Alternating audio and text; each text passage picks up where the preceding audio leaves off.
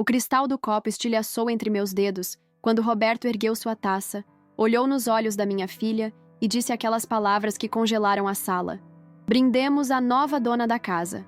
O sangue escorria pela minha mão, misturando-se ao vinho derramado sobre a toalha branca de renda que minha mãe havia me deixado. Ninguém se moveu para me ajudar. Ninguém percebeu que eu sangrava. Talvez porque eu já estivesse sangrando por dentro há muito tempo e ninguém nunca notou. 50 anos construindo aquela casa, tijolo por tijolo. 50 anos acordando às 5 da manhã para preparar o café da família. 50 anos limpando o chão que agora recebia meu sangue como se fosse apenas mais um vinho derramado em uma festa qualquer. Mas não era uma festa qualquer. Era a ceia de Natal na minha casa, na mesa que meu Augusto havia entalhado com as próprias mãos antes de partir. Os olhares se voltaram para mim, não de preocupação, mas de constrangimento. Como se eu fosse a intrusa naquele momento. Como se eu estivesse arruinando a grande surpresa que, pelo visto, todos já sabiam. Todos, menos eu. Mãe, cuidado com o tapete persa. Foi a primeira coisa que Débora, minha filha, disse ao ver o sangue pingando da minha mão. Não. Mãe, você está bem? Não. Mãe, deixa eu te ajudar. O tapete. A preocupação era com o maldito tapete que eu havia comprado com o dinheiro da herança do meu pai, economizado por anos para dar um toque de elegância à sala onde recebíamos as visitas. Roberto, meu genro, continuou de pé, a taça ainda erguida, um sorriso congelado no rosto, como se estivesse posando para uma fotografia que sairia na capa de uma revista de decoração. Dona Helena, não precisa ficar nervosa. Vamos todos conversar como adultos. Adultos? Eu enterrei meus pais, enterrei meu marido. Criei 3 filhos, cuidei de 2 netos. E agora, aos 72 anos, precisava ouvir sobre como me comportar como adulta? Do homem que entrou na minha casa há apenas 8 anos e agora erguia um brinde à nova dona. Onde está meu remédio de pressão? Foi tudo o que consegui dizer, enquanto Marcela, minha nora, finalmente se levantava para buscar um pano para estancar o sangue. Pelo menos uma pessoa naquela mesa tinha humanidade. Uma pessoa que nem do meu sangue era. O silêncio pesava mais que o peru de Natal no centro da mesa. Meu filho Carlos olhava fixamente para o próprio prato, como se ali houvesse algo fascinante a ser estudado. Meu outro filho, Fábio, ausente como sempre, mandou mensagem dizendo que estava preso no trânsito de São Paulo. Mentira. Ele sabia o que aconteceria naquela noite. Todo mundo sabia. Vocês planejaram isso? Sussurrei, enrolando o guardanapo na mão ferida. Planejaram me dar essa notícia hoje, na ceia de Natal, na frente de todo mundo? Minha netinha de 6 anos, Júlia, puxou a manga da minha blusa. Vovó, por que você tá chorando? É porque machucou a mão? A única pessoa naquela mesa que se importava verdadeiramente comigo mal tinha altura para alcançar a jarra de suco. Foi quando Roberto colocou a mão no ombro da minha filha e disse a frase que mudaria tudo. Na verdade, Helena, não é bem uma notícia, é mais um comunicado. Os papéis já foram assinados na semana passada. Os papéis. Quais papéis? Que papéis eu havia assinado? Minha visão começou a escurecer pelas bordas, como um velho filme mudo chegando ao fim. A última coisa que vi foi o sorriso de Débora. Não para mim, mas para Roberto. Um sorriso que eu conhecia bem. O mesmo que ela dava quando criança após conseguir o que queria. Enquanto meu corpo escorregava da cadeira, ouvi Roberto dizer: Alguém chama o Dr. Paulo. Diga que Dona Helena teve outro de seus ataques. Ataques? Que ataques? Eu nunca tive ataque nenhum. O que eles estavam... Acordo com o cheiro de café fresco, como todas as manhãs nos últimos 50 anos. Só que hoje não sou eu quem o prepara. Abro os olhos e percebo que não estou no meu quarto, mas no antigo quarto de hóspedes, agora transformado em meu cantinho, como Débora gosta de chamar. Um eufemismo para dizer que fui removida do quarto principal, aquele que dividi com Augusto por 35 anos. Meu nome é Helena Rodrigues dos Santos, tenho 72 anos, e até 3 meses atrás, eu era a dona da casa na Rua das Acácias, número 237, no bairro Boa Viagem, em Recife. Uma casa que meu marido e eu construímos vendendo salgados na porta de escolas, dando aulas particulares e economizando cada centavo. Uma casa que viu 3 filhos crescerem, um marido partir e agora vê uma velha sendo lentamente empurrada para o esquecimento. No criado mudo, a fileira de remédios organizados em pequenas caixinhas coloridas com os dias da semana. Remédio para pressão que nunca foi alta até aquela noite. Remédio para dormir que nunca precisei tomar até 3 meses atrás.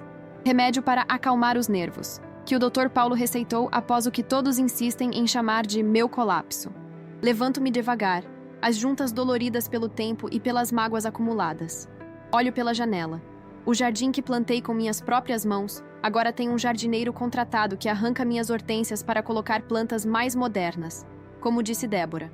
Abro a gaveta da cômoda nova, branca, sem personalidade, comprada em alguma dessas lojas de departamento. Não é a cômoda de madeira maciça que Augusto me deu quando nos casamos. Aquela agora está no quarto que um dia foi meu, e hoje pertence ao casal, dono da casa. Em um porta-retrato pequeno, escondido sob algumas camisolas, a única foto que consegui salvar da renovação que fizeram na casa. Eu e Augusto, jovens, sorridentes, em frente à casa recém-construída. Seus olhos castanhos brilhantes de orgulho. Essa casa é nossa conquista, Helena. Ninguém vai tirar isso de nós. Pobre Augusto. Tão confiante no futuro. Tão certo de que nosso suor tinha valor. O corredor que leva à sala parece mais longo hoje. As paredes, antes preenchidas com fotos de família em molduras escolhidas uma a uma ao longo dos anos, agora exibem quadros abstratos em cores que combinam com o novo sofá. A história da nossa família, apagada por uma paleta de cores contemporânea. Bom dia, Dona Helena. Dormiu bem? A voz de Marinette, a nova empregada contratada por Roberto, me recebe na cozinha. Ela é gentil, mas me chama de Dona Helena, como se eu fosse uma visita, não a mulher que escolheu cada azulejo daquela cozinha. Sim, Marinette, obrigada. Respondo automaticamente, enquanto me sento à mesa. Não na cabeceira, lugar que sempre ocupei, mas na lateral. A cabeceira agora pertence a Roberto quando ele está em casa, ou a Débora na ausência dele. Marinette coloca à minha frente um prato com uma fatia de mamão, 2 torradas integrais e um copo de iogurte natural. A dieta saudável que o Dr. Paulo recomendou e que Débora faz questão de supervisionar. Sinto falta dos ovos mexidos que eu mesma preparava, do pão quentinho que comprava na padaria do Sr. Antenor todas as manhãs. Sua filha saiu cedo, foi à academia. Disse que volta para o almoço e que a senhora não deve esquecer de tomar os remédios das 9 horas. Marinette informa, colocando mais café na xícara à minha frente. Minha rotina agora é controlada como a de uma criança. Remédios às 7, às 9, às 13 horas, às 19 horas e às 22 horas. Passeios supervisionados no jardim. Visitas agendadas dos meus outros filhos. Carlos vem aos domingos com a esposa e os 2 filhos. Fábio aparece uma vez por mês, quando vem de São Paulo a trabalho. O Sr. Roberto pediu para avisar que o advogado vai passar aqui hoje à tarde. Parece que tem uns papéis para a senhora assinar. Marinette comenta enquanto lava a louça do café da manhã. Mais papéis. Sempre papéis. Desde aquela noite são tantos documentos, tantas assinaturas. A princípio, eram para organizar melhor as coisas. Depois para garantir seu bem-estar, mamãe. E agora? Agora eu já nem sei mais o que assino. Através da janela da cozinha, vejo o quintal onde um dia cultivei todas as ervas para meus temperos. Onde Augusto construiu um pequeno galinheiro que fornecia ovos frescos todas as manhãs. Onde os meninos jogavam bola e Débora brincava com suas bonecas sob a sombra da mangueira. Agora há uma churrasqueira de alvenaria, uma piscina pequena e cadeiras de design italiano. O telefone toca e Marinette atende. Residência da família Mendes. Família Mendes. O sobrenome de Roberto. Não mais Santos. O sobrenome do meu Augusto. O sobrenome que carreguei com orgulho por décadas. Tomo meu café em pequenos goles, observando a casa que já não reconheço mais. As paredes foram pintadas, os móveis substituídos, as cortinas trocadas. Até o cheiro é diferente. Não mais o aroma de alecrim e alho que sempre usei na cozinha, mas algum perfume artificial de ambientador automático instalado nos cantos. Marinette coloca o telefone no balcão. Era seu filho, Dona Helena. O Sr. Carlos disse que não poderá vir no domingo. Teve um compromisso de trabalho. Concordo com a cabeça, sem surpresa. Carlos sempre foi o mais ausente, mesmo morando aqui em Recife. Mergulhado em seu trabalho no banco, em suas reuniões importantes, em sua vida que parece não ter espaço para uma mãe idosa. De repente, sinto uma presença na porta da cozinha.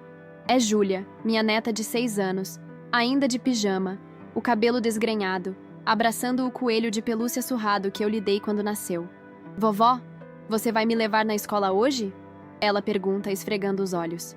Sua mãe não está, querida. E acho que ela prefere que o motorista leve você. Respondo, sentindo um aperto no peito.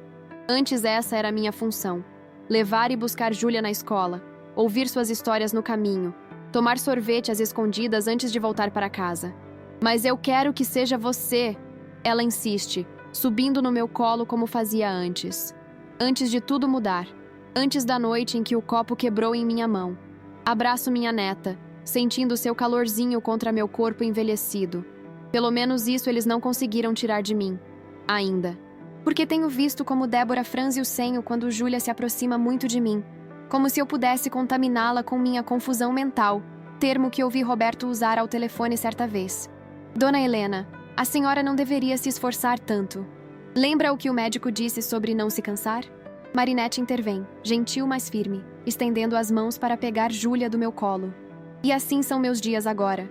Controlados, vigiados, programados. Como uma hóspede na casa que construí. Como uma visita no lar que foi meu. Como uma sombra do que fui, vagando por cômodos que não reconheço mais, entre pessoas que parecem ter esquecido quem eu sou. Ou pior, que parecem querer que eu mesma esqueça. O escritório que um dia pertenceu ao meu Augusto, agora é o espaço de trabalho de Roberto. As velhas estantes de madeira escura onde guardávamos livros, documentos e recordações foram substituídas por prateleiras brancas minimalistas. A antiga escrivaninha de carvalho deu lugar a uma mesa de vidro com pés cromados. Nada ali lembra o homem que um dia se sentou naquele cômodo para calcular como pagaríamos a próxima prestação da casa. Sente-se, Dona Helena. A voz de Dr. Maurício, o advogado que nunca havia visto antes da noite do Natal, soa profissional e distante. Ao seu lado, Roberto sorri de modo tranquilizador, como quem acalma uma criança antes de uma injeção. Onde está minha filha? Pergunto, ainda de pé, as mãos apertando a alça da bolsa de crochê que eu mesma fiz anos atrás. Débora teve que levar Júlia ao dentista, mas pediu que seguíssemos com a reunião.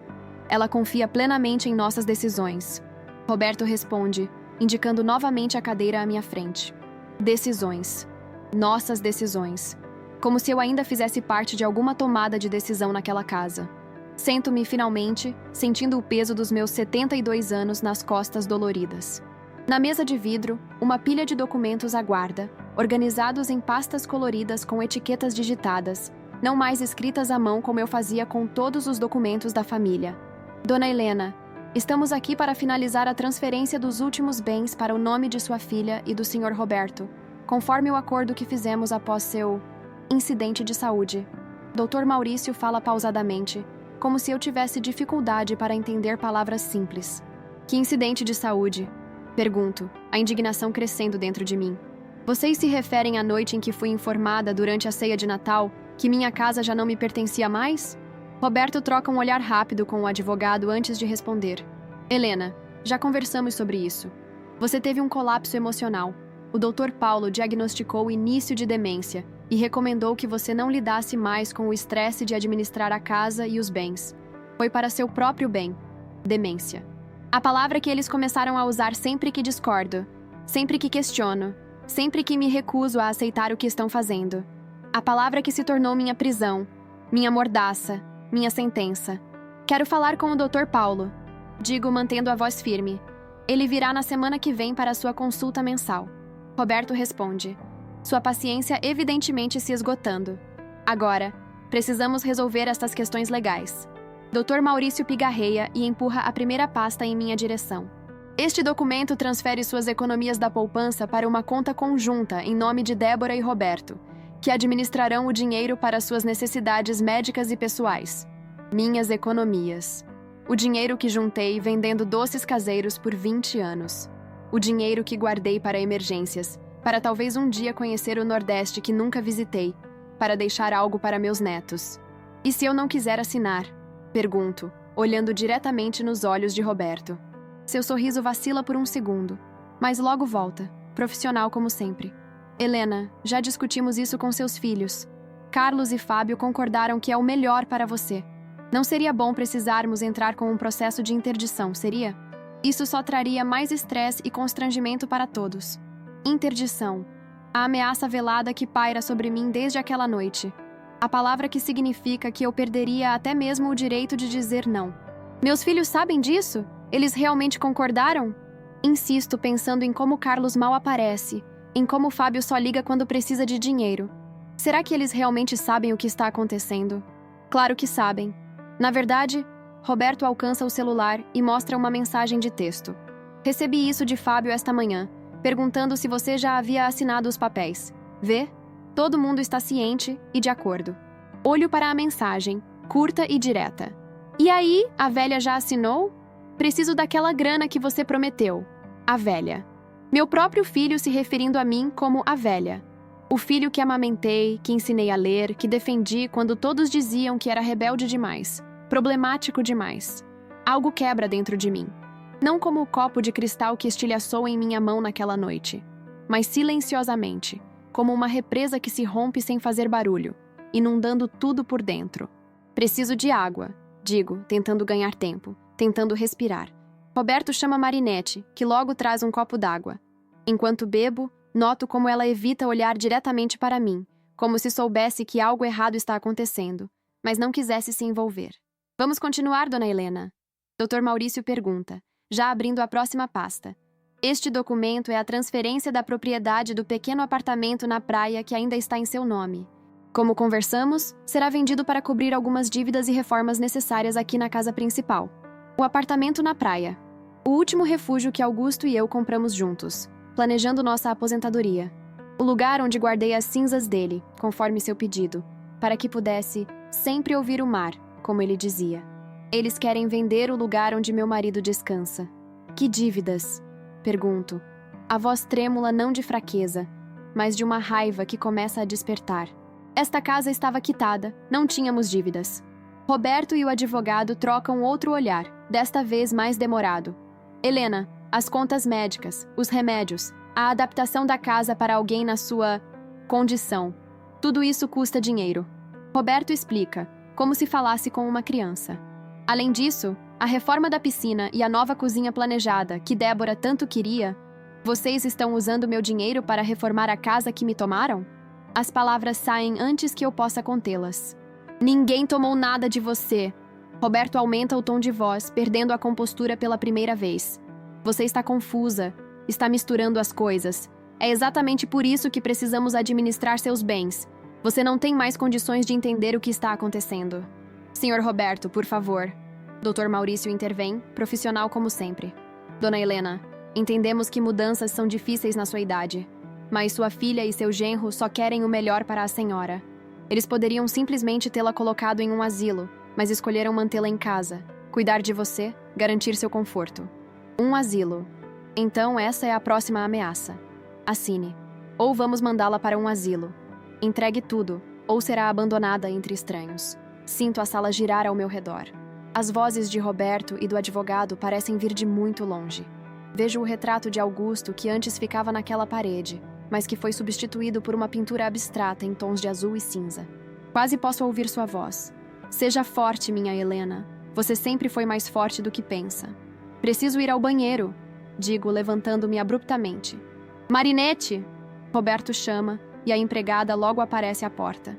Acompanhe Dona Helena ao banheiro. Ela não está se sentindo bem. Mais uma humilhação. Nem ao banheiro posso ir sozinha agora. No pequeno lavabo sob a escada, o único cômodo que ainda mantém os azulejos azuis que escolhi décadas atrás, apoio-me na pia e olho no espelho. O rosto que me encara de volta está envelhecido. Sim, marcado pelo tempo e pelo sofrimento recente. Mas os olhos ainda são os mesmos. Os olhos de Helena Santos, a mulher que construiu uma vida do nada. A mulher que sobreviveu à pobreza, à viuvez, às dificuldades. A senhora está bem? Marinette pergunta do outro lado da porta. Sim, respondo automaticamente. Não, não estou bem. Nada está bem. Mas agora sei de uma coisa. Não vou desistir sem lutar. Não vou entregar o último pedaço de Augusto que me resta. Não vou permitir que me rotulem de demente para roubar o que é meu. Lavo o rosto com água fria e respiro fundo. Quando volto ao escritório, Roberto e o advogado conversam em voz baixa, mas param imediatamente ao me verem. Está melhor, Helena? Roberto pergunta, o sorriso profissional de volta ao rosto. Sim, respondo, sentando-me novamente. Mas não vou assinar nada hoje. Quero conversar com meus filhos primeiro. Pessoalmente, não por telefone. O sorriso de Roberto desaparece. Helena, isso vai apenas atrasar as coisas. Carlos está muito ocupado e Fábio só vem a Recife uma vez por mês. Então esperarei um mês. Digo, com uma calma que não sinto. Tenho todo o tempo do mundo. O advogado fecha as pastas, percebendo que a reunião chegou ao fim. Talvez seja melhor remarcarmos, Sr. Roberto. Quando a Sra. Débora estiver presente e Dona Helena estiver se sentindo mais cooperativa. Como um animal que deve obedecer. Quando eles se levantam, Roberto coloca a mão no meu ombro, apertando um pouco mais forte do que seria confortável. Helena, não dificulte as coisas. Estamos todos querendo o melhor para você. Mas se você não colaborar, a ameaça fica suspensa no ar, não dita, mas perfeitamente clara. Vou descansar um pouco, digo, levantando-me para sair da sala. A idade, sabe? Canso-me facilmente. Enquanto subo as escadas para o meu cantinho, sinto os olhares deles nas minhas costas, observando, avaliando, planejando o próximo passo. Mas eles não sabem que eu também estou planejando.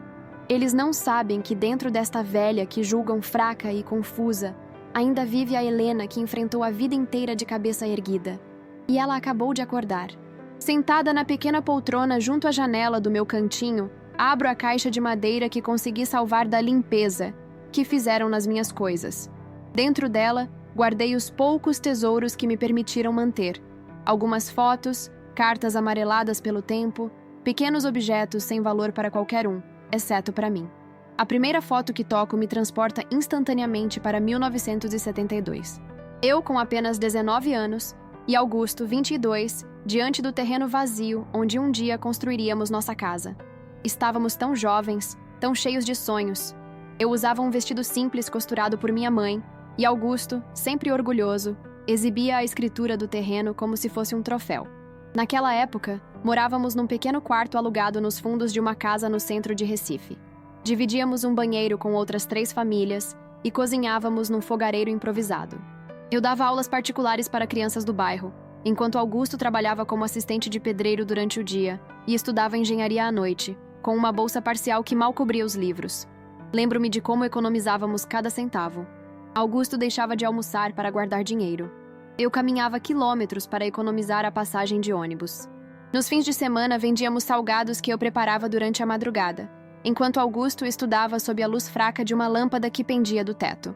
Passo os dedos sobre outra fotografia, o dia em que começamos a construir a casa. Não tínhamos dinheiro para contratar uma construtora, então Augusto desenhou o projeto, e nos fins de semana, amigos e familiares vinham ajudar a erguer as paredes.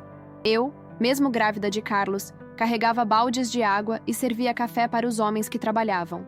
Construímos primeiro um cômodo só, um quadrado com um banheiro improvisado. Mudamos para lá quando Carlos tinha apenas 2 meses. Dormíamos os 3 num colchão no chão, cobertos por um mosquiteiro, enquanto as outras partes da casa eram só estacas marcando o que um dia seriam quartos e sala. Aos poucos, durante anos, a casa foi crescendo. Um cômodo de cada vez. Quando Fábio nasceu, 3 anos depois, já tínhamos uma cozinha pequena e um quarto para os meninos. Augusto conseguiu se formar e arranjar um emprego melhor numa construtora. Eu continuava dando aulas e vendendo salgados, agora também para festas e pequenos eventos. Outra foto me faz sorrir entre lágrimas. Débora, nossa surpresa tardia, nascida quando Carlos já tinha 10 anos. A casa ainda não estava completa, mas já era um lar acolhedor. Na imagem, estou sentada na varanda com Débora no colo, enquanto os meninos brincam no quintal. Augusto, sempre trabalhador, aparece ao fundo, instalando a rede de água para o segundo banheiro que tanto sonhávamos ter. Como Débora foi amada. O único rostinho feminino entre tantos homens, ela se tornou a princesa da casa. Augusto trabalhava horas extras para comprar as bonecas que ela desejava. Eu fazia vestidos iguais para ela e suas bonecas. Os irmãos, apesar das reclamações adolescentes, a protegiam como um tesouro. Retiro da caixa uma flor seca, prensada entre páginas de um velho caderno. A primeira flor que Débora me deu, colhida do jardim que eu mesma plantei. Para a melhor mãe do mundo, ela disse, com aquele sorriso que iluminava meu coração. Onde estava aquela menina agora? Em que momento minha filha se transformou na mulher fria que permite que me tratem assim? Os anos passaram tão rápido. Carlos formou-se em economia e logo conseguiu emprego num banco. Sempre foi o mais reservado, o mais focado nos estudos. Fábio, o rebelde, deu-nos trabalho na adolescência. Fugia de casa, metia-se em confusões, chegou a ser detido por dirigir sem habilitação.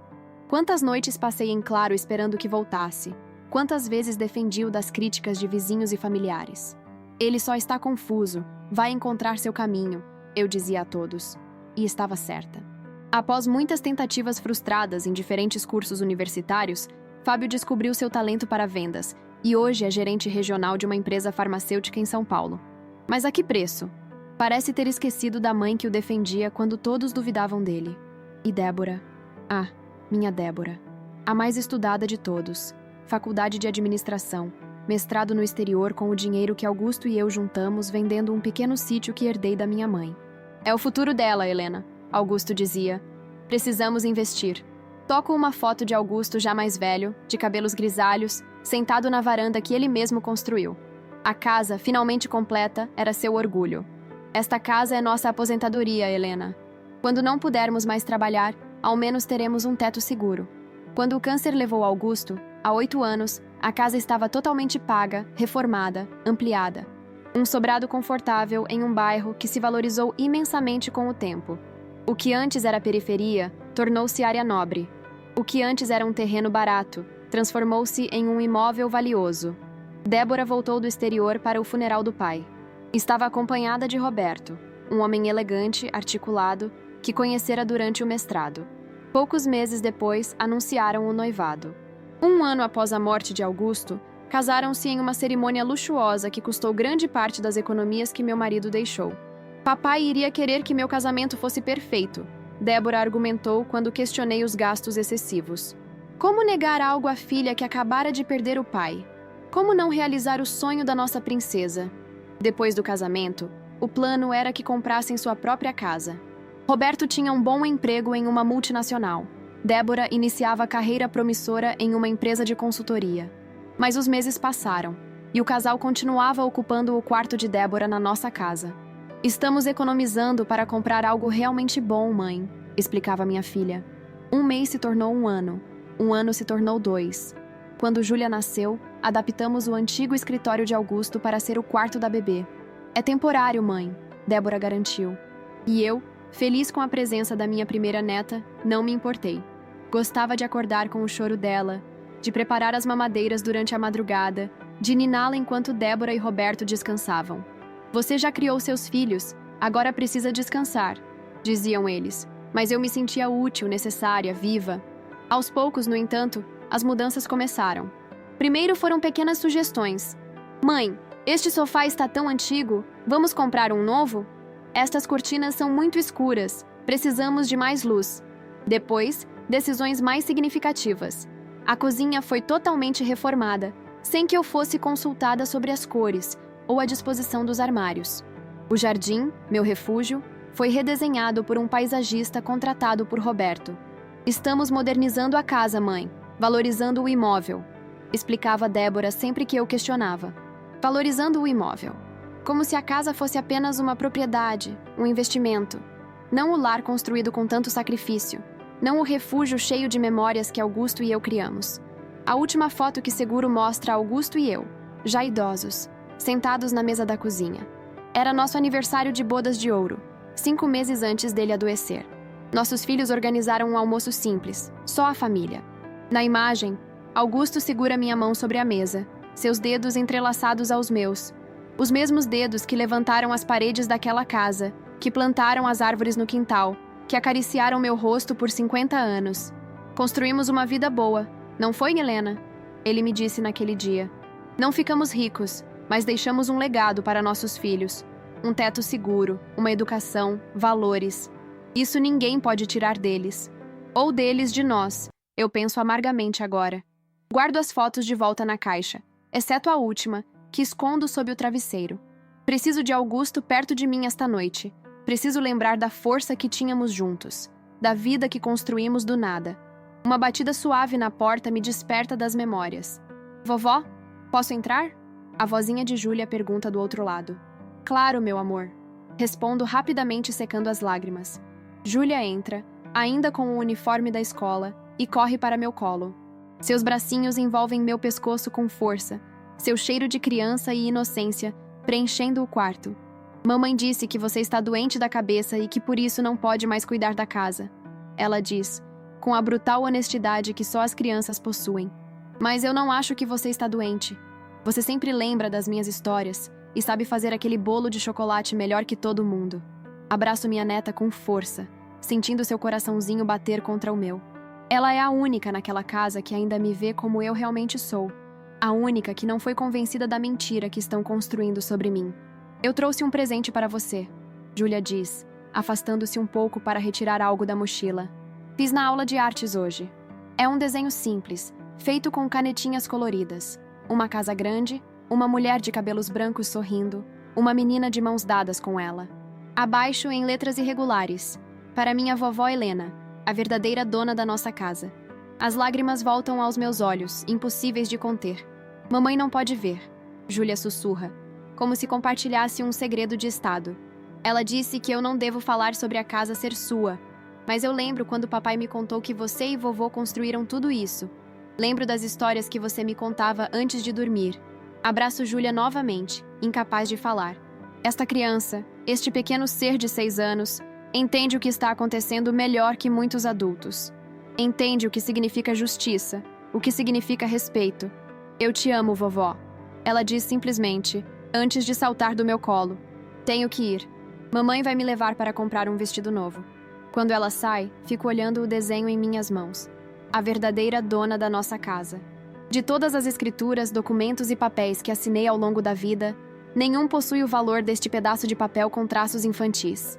Levanto-me com nova determinação. Por Júlia. Por Augusto. Por mim mesma. Não posso desistir. Não posso aceitar que apaguem minha história. Que me rotulem de demente para tomar o que construí. Escondo o desenho junto com a foto de Augusto, sob o travesseiro. Amanhã será outro dia. E eu tenho uma vida inteira de luta para me dar forças. O almoço de domingo em família sempre foi uma tradição em nossa casa. Desde que os meninos eram pequenos, eu passava a manhã toda na cozinha, preparando a macarronada com molho de tomate caseiro que todos adoravam, a farofa de banana que era a preferida de Augusto, o pudim de leite que fazia os olhos das crianças brilharem. Hoje, sentada à mesa de jantar que não escolhi, uma peça moderna de vidro e metal que substituiu nossa robusta mesa de madeira maciça, observo uma refeição encomendada de um restaurante caro da cidade. Marinette apenas esquentou e serviu, seguindo as instruções de Débora. Carlos está presente com a esposa, Marcela, e os 2 filhos adolescentes que mal levantam os olhos dos celulares. Fábio, surpreendentemente, também veio. Uma visita rara que coincidiu com a reunião familiar que solicitei, após me recusar a assinar os papéis. Roberto preside a mesa, ocupando o lugar que por décadas pertenceu a Augusto. Débora, à sua direita, parece tensa, checando constantemente o relógio. Júlia, minha pequena aliada, sentou-se ao meu lado, sua mãozinha ocasionalmente apertando a minha sob a mesa. Então, mãe, Carlos começa, após um silêncio desconfortável preenchido apenas pelo tilintar dos talheres. Roberto nos disse que você está resistente quanto aos novos arranjos. Novos arranjos. Que expressão asséptica para descrever o confisco da minha vida. Não estou resistente, respondo calmamente. Estou confusa. Gostaria de entender como, exatamente, minha casa e minhas economias passaram para o nome de outras pessoas sem meu consentimento consciente. Roberto pousa o garfo com um suspiro exagerado. Helena, já explicamos isso diversas vezes. Após seu colapso na ceia de Natal, o Dr. Paulo recomendou que você não lidasse mais com questões financeiras ou administrativas. Você assinou uma procuração dando a Débora e a mim poderes para cuidar de seus bens. Uma procuração que não me lembro de ter assinado. Respondo, mantendo a voz firme apesar do coração acelerado. Você estava medicada, mãe. Débora intervém. Sua voz uma mistura de impaciência e falsa preocupação. O médico achou melhor resolver tudo rapidamente para não te estressar mais. E vocês não acharam estranho que eu assinasse documentos sob efeito de medicamentos? Pergunto, olhando diretamente para meus filhos. Nenhum de vocês questionou isso? Carlos mexe-se desconfortavelmente na cadeira, enquanto Fábio mantém os olhos fixos no prato. Mãe, Fábio finalmente fala. Você não estava bem. Ainda não está. Todos vimos seu comportamento errático nos últimos anos. Comportamento errático? Repito, genuinamente surpresa. Que comportamento errático, Fábio? Bem, ele hesita, olhando rapidamente para Roberto, como se buscasse aprovação. Você tem sido esquecida. Repete histórias, às vezes confunde nomes. E houve aquele episódio em que você saiu de casa de madrugada de camisola. Olho para meu filho, incrédula. Eu saí para buscar meus remédios na farmácia 24 horas porque estava com dor. Eram 10 da noite, não madrugada. E eu estava de roupão por cima da camisola. Foi há 3 anos quando tive pneumonia e vocês estavam todos ocupados demais para me ajudar. Viu só? Débora diz, como se minha explicação confirmasse suas suspeitas. Você nem lembra direito como foi. Lembro perfeitamente, respondo, a indignação crescendo. Como lembro de cada sacrifício que fiz por esta família. Como lembro de como construímos esta casa, tijolo por tijolo. Como lembro do suor do seu pai para garantir que vocês tivessem educação e conforto. Lá vem a história da construção da casa outra vez. Fábio murmura, revirando os olhos. Aquele gesto, tão pequeno, tão desrespeitoso, me atinge como um tapa. Minha história, minha vida, reduzida a uma anedota entediante que eles são obrigados a ouvir. Dona Helena, Marcela, esposa de Carlos, intervém com voz suave. Ninguém está negando seus sacrifícios. Todos sabemos o quanto você e seu Augusto trabalharam duro. É justamente por isso que queremos que descanse agora, que aproveite a velhice sem preocupações. Que velhice, Marcela! Aqui estou vivendo agora, trancada num quarto que não é meu, em uma casa que não reconheço mais, tomando remédios que me deixam zonza, sendo tratada como uma criança senil? Meus netos adolescentes finalmente levantam os olhos dos celulares, surpresos com meu tom elevado. Nunca me viram assim. Sempre fui a avó doce, paciente, que fazia biscoitos e contava histórias. Mamãe, você está se exaltando, Carlos adverte, seu tom profissional, como se falasse com um cliente difícil do banco. Isso só prova que você realmente não está em condições de... De quê, Carlos? De viver minha própria vida? De decidir meu próprio destino? De morar na casa que construí? A casa precisa de manutenção constante, mãe. Débora argumenta. Você não tem condições físicas nem financeiras de cuidar de um imóvel deste tamanho. Então por que não me oferecem ajuda em vez de tomar tudo de mim? Pergunto, a voz trêmula de emoção contida. Por que não dividimos as despesas? Por que a solução é me declarar incapaz e se apropriar dos meus bens? Um silêncio pesado cai sobre a mesa. Ninguém tem uma resposta para isso. Pelo menos não uma que possam dizer em voz alta. É Roberto quem finalmente quebra o silêncio. Sua voz calculadamente razoável. Helena, ninguém está se apropriando de nada. Estamos administrando seus bens para seu próprio benefício. Você continua sendo a matriarca desta família. Todos aqui te respeitam e... Respeito? Interrompo, incapaz de continuar ouvindo aquela hipocrisia. É respeito o que estou recebendo? Quando foi a última vez que alguém aqui me perguntou o que eu quero? O que eu penso? O que eu sinto? Vovó está certa. A voz infantil de Júlia surpreende a todos. Vocês não deixam ela fazer nada. Nem me levar na escola vocês deixam mais. Júlia, não se meta em conversa de adulto. Débora repreende, lançando um olhar furioso para a filha. Mas vocês estão sendo maus com a vovó. Júlia insiste, seus olhinhos enchendo-se de lágrimas. E o papai disse que ia vender a casa na praia onde o vovô Augusto... Júlia, já para o seu quarto. Roberto ordena, batendo na mesa com força suficiente para fazer os talheres saltarem. Minha neta se levanta, chorando, e corre para as escadas. Quero segui-la, confortá-la, mas Débora agarra meu braço quando tento me levantar. Deixe-a, mãe, ela está sendo mimada. Mimada por defender a avó? Pergunto, soltando meu braço com um movimento brusco. Ou mimada por dizer a verdade que vocês tentam esconder? Que verdade, Helena? Roberto pergunta, seu tom agora abertamente hostil. Que você está velha e confusa, que não tem mais condições de viver sozinha, que está sendo um fardo para esta família? Um fardo.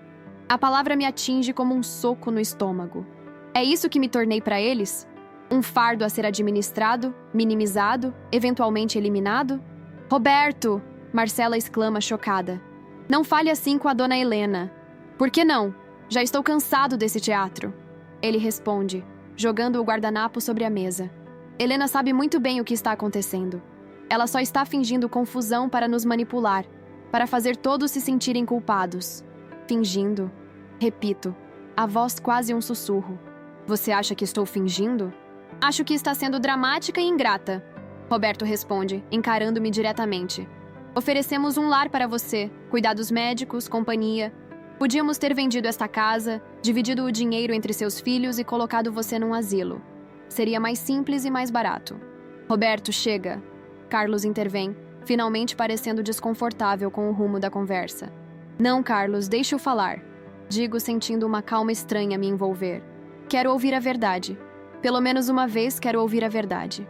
Roberto olha para Débora, que assente levemente como se desse permissão. A verdade, Helena, é que esta casa vale muito dinheiro agora. O bairro se valorizou, o terreno é grande. Poderíamos vender e comprar 3 apartamentos menores com o valor.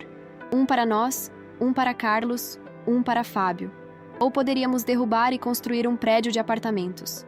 Mas não podemos fazer nada disso enquanto você insistir em se agarrar ao passado, a essa ideia romântica de que esta é sua casinha construída com sacrifício. A franqueza brutal de suas palavras me deixa sem ar. Não é sobre meu bem-estar. Nunca foi. É sobre dinheiro, sobre patrimônio, sobre o valor comercial de um lar. E você, Débora? Pergunto, virando-me para minha filha. Você também pensa assim? A casa onde cresceu, onde seu pai e eu criamos você com tanto amor, é apenas um ativo a ser liquidado? Débora não consegue me encarar. Seus olhos fitam a mesa, as mãos dobram e desdobram o guardanapo nervosamente. Mãe, você não entende de mercado imobiliário. Esta área agora é nobre, comercial. Manter uma casa antiga aqui é ineficiente. Ineficiente. A palavra me golpeia novamente. Meu lar, minha vida, reduzidos a uma questão de eficiência financeira. E quanto ao apartamento na praia? Pergunto, a voz quase falha. As cinzas do seu pai estão lá, Débora. Foi o último pedido dele. Algo passa pelo rosto de minha filha. Um lampejo de vergonha, talvez? Rapidamente substituído por uma expressão neutra, profissional. Podemos trazer a urna para cá, mãe. Não há necessidade de manter um imóvel inteiro só por isso. E a promessa que fizemos a ele? De que sempre teria o som do mar? Fábio solta uma risada curta, cínica. Mãe, papai está morto. Ele não ouve o mar nem aqui nem lá. A crueldade daquelas palavras me atinge com tanta força que por um momento não consigo respirar. Meu filho, meu próprio filho, zombando do último desejo do pai. Eu prometi a ele, digo, quando finalmente recupero a voz. Eu prometi, no leito de morte dele, que respeitaria seu desejo. Uma promessa sagrada, Fábio. Você entende o que é isso? Ou promessas também se tornaram ineficientes? Ninguém responde. O silêncio é ensurdecedor. Levanto-me devagar, as pernas trêmulas, mas a coluna ereta. Por um momento, sou novamente a Helena de 50 anos atrás. Determinada, forte, inquebrável. Vocês podem tomar minha casa, podem controlar meu dinheiro, podem me medicar até que eu não saiba mais quem sou, mas não podem apagar o que construí, não podem mudar quem eu sou. Olho cada um nos olhos, um por um. Sou Helena Santos. Construí esta casa com minhas próprias mãos. Criei 3 filhos que achei que tinham valores. E não vou desistir sem lutar. Viro-me para sair, mas Roberto se levanta rapidamente e bloqueia meu caminho. Helena, você está descontrolada. Vou chamar o Dr. Paulo. Você claramente precisa de ajuste na medicação. Saia da minha frente, Roberto. Digo, com uma calma que não sei de onde vem. Ou vou começar a gritar, e os vizinhos vão ouvir. Vão ouvir tudo o que está acontecendo nesta casa. Tudo o que vocês estão fazendo comigo. Seu rosto empalidece levemente. A ameaça de exposição pública. O que diriam os colegas da empresa, os amigos do clube, os vizinhos ricos? Parece finalmente atingi-lo. Mãe, por favor, Débora implora, levantando-se também. Você está cansada, precisa descansar. Sim, estou cansada, Débora. Cansada de ser tratada como uma criança. Cansada de ser manipulada. Cansada de ver a filha que criei se tornar cúmplice disso tudo. Subo as escadas lentamente, sentindo todos os olhares nas minhas costas. Antes de virar no corredor, ouço Roberto sussurrar para Débora. Precisamos acelerar o processo de interdição. Ela está ficando perigosa. Perigosa. Sim, talvez eu esteja me tornando perigosa para seus planos. E isso me dá uma estranha sensação de poder que não sentia há muito tempo. No meu cantinho, sento-me na cama e seguro a foto de Augusto contra o peito. Me ajude, meu velho. Sussurro para a imagem do homem que amei por toda a vida. Me dê força para lutar. Me mostre um caminho. Como se em resposta, ouço uma batida suave na porta. Quando abro, encontro Júlia, o rostinho ainda marcado pelas lágrimas. Vovó, ela sussurra, olhando para os lados para ter certeza de que não foi seguida. Eu ouvi papai dizer que vai trancar você no quarto à noite. Ele disse que você pode fugir ou fazer alguma besteira. Meu coração se aperta com a preocupação nos olhos da minha neta, mas também com a confirmação dos meus piores temores. Estou realmente prisioneira em minha própria casa. Não se preocupe, meu amor, digo, abraçando-a com força. Sua avó é mais esperta do que eles pensam. E naquele momento, enquanto abraço o único ser naquela casa que ainda me vê como eu realmente sou, tomo minha decisão. Não vou esperar para ver até onde eles vão. Não vou me tornar uma prisioneira drogada no lar que construí com tanto amor. Esta noite, quando todos dormirem, Helena Santos vai recuperar sua vida. A noite cai sobre a casa dos Santos. Ou seria agora a casa dos Mendes. Através da janela do meu quarto improvisado, observo as estrelas, as mesmas que Augusto e eu contemplávamos sentados na varanda nos fins de semana, sonhando com o futuro dos nossos filhos. Ouço os sons da casa se aquietando. Débora colocando Júlia para dormir, sua voz doce e paciente, tão diferente do tom que usa comigo. Roberto no escritório, falando ao telefone, provavelmente sobre o problema da velha, como me referiu a Fábio. Marinete lavando a louça do jantar, que mal consegui comer, o estômago ainda embrulhado pelas revelações do almoço. Carlos e família já partiram, com a desculpa de que os meninos tinham prova no dia seguinte. Fábio também se foi, apressado para pegar o último voo para São Paulo, ansioso para escapar da tensão que ele ajudou a criar. O relógio marca 20 horas quando escuto passos no corredor. A porta do meu quarto se abre sem que ninguém bata. Mais um lembrete de que não tenho mais direito à privacidade. Seus remédios, dona Helena. Marinete entra com o copinho de plástico contendo as pílulas noturnas e um copo d'água. Sempre gentil, Marinete tem olhos tristes quando me entrega os medicamentos. Suspeito que ela saiba o que está acontecendo, mas precisa do emprego. Não pode se envolver. Obrigada, querida. Digo com um sorriso, colocando as pílulas na boca e tomando um gole d'água. Ela espera, observando. Novo procedimento, imagino. Certificar-se de que realmente engoli os comprimidos. Termino de beber a água e abro a boca, mostrando que não escondi nada sob a língua. Como uma presidiária sendo vigiada pelos guardas. Satisfeita, Marinete recolhe o copo e se dirige à porta. Boa noite, dona Helena. Durma bem. Marinete? Chamo antes que ela saia. Você tem filhos? Ela para, surpresa com a pergunta pessoal. Sim, senhora. 2 meninos. O mais velho tem 12, o caçula 8. Você trabalha duro por eles, não é? Para dar um futuro melhor? Seus olhos se suavizam. Sim, dona Helena. Tudo o que faço é por eles. E o que você espera deles quando for velha como eu? O que você merece receber de volta? A pergunta a deixa visivelmente desconfortável. Seus olhos desviam dos meus, focando o chão. Não sei, senhora. Acho que... respeito, talvez? Carinho? Respeito e carinho. Repito suavemente. Sim, é o mínimo que podemos esperar, não é? Marinete não responde, mas seu silêncio diz tudo. Quando ela finalmente sai, fechando a porta atrás de si, escuto o som que confirma minhas suspeitas. Uma chave girando na fechadura. Estou oficialmente presa em meu próprio quarto, na minha própria casa. Em vez de pânico, sinto uma estranha calma me envolver. As pílulas que fingi engolir estão escondidas na minha mão, e as jogo pela janela entreaberta, observando-as desaparecer na escuridão do jardim. Há 3 noites que não tomo os medicamentos, desde que ouvi Roberto e Débora conversando sobre manter Helena sedada, até que a transferência do apartamento da praia seja concluída. 3 noites jogando as pílulas pela janela ou escondendo-as em plantas, enquanto finjo estar cada dia mais dócil e confusa. A névoa mental que me envolvia começa a se dissipar. Com clareza crescente, revejo os acontecimentos dos últimos meses, as manipulações sutis, os documentos assinados sob efeito de medicamentos, as mentiras contadas aos meus filhos sobre minha suposta demência. Sento-me na cama e retiro de sob o colchão o pequeno caderno onde comecei a registrar tudo. Datas, conversas ouvidas, nomes mencionados, detalhes que pareciam insignificantes, mas que agora formam um quadro claro da conspiração contra mim. Na primeira página, escrevi em letras grandes: Sou Helena Santos, 72 anos, viúva de Augusto Santos, mãe de Carlos, Fábio e Débora. Estou lúcida. O que está acontecendo comigo não é fruto de demência, mas de ganância. Nas páginas seguintes, registrei cada inconsistência que notei, como o diagnóstico de demência, veio convenientemente após eu questionar Roberto sobre movimentações na minha conta bancária. Como as doses dos meus medicamentos aumentam sempre que demonstro mais lucidez, ou questiono decisões, como meus filhos são mantidos afastados de mim, recebendo informações filtradas sobre minha saúde. Anoto mais um detalhe nesta noite. 16 de abril. Fui trancada em meu quarto pela primeira vez. Fecho o caderno e o escondo novamente. Não é apenas um registro.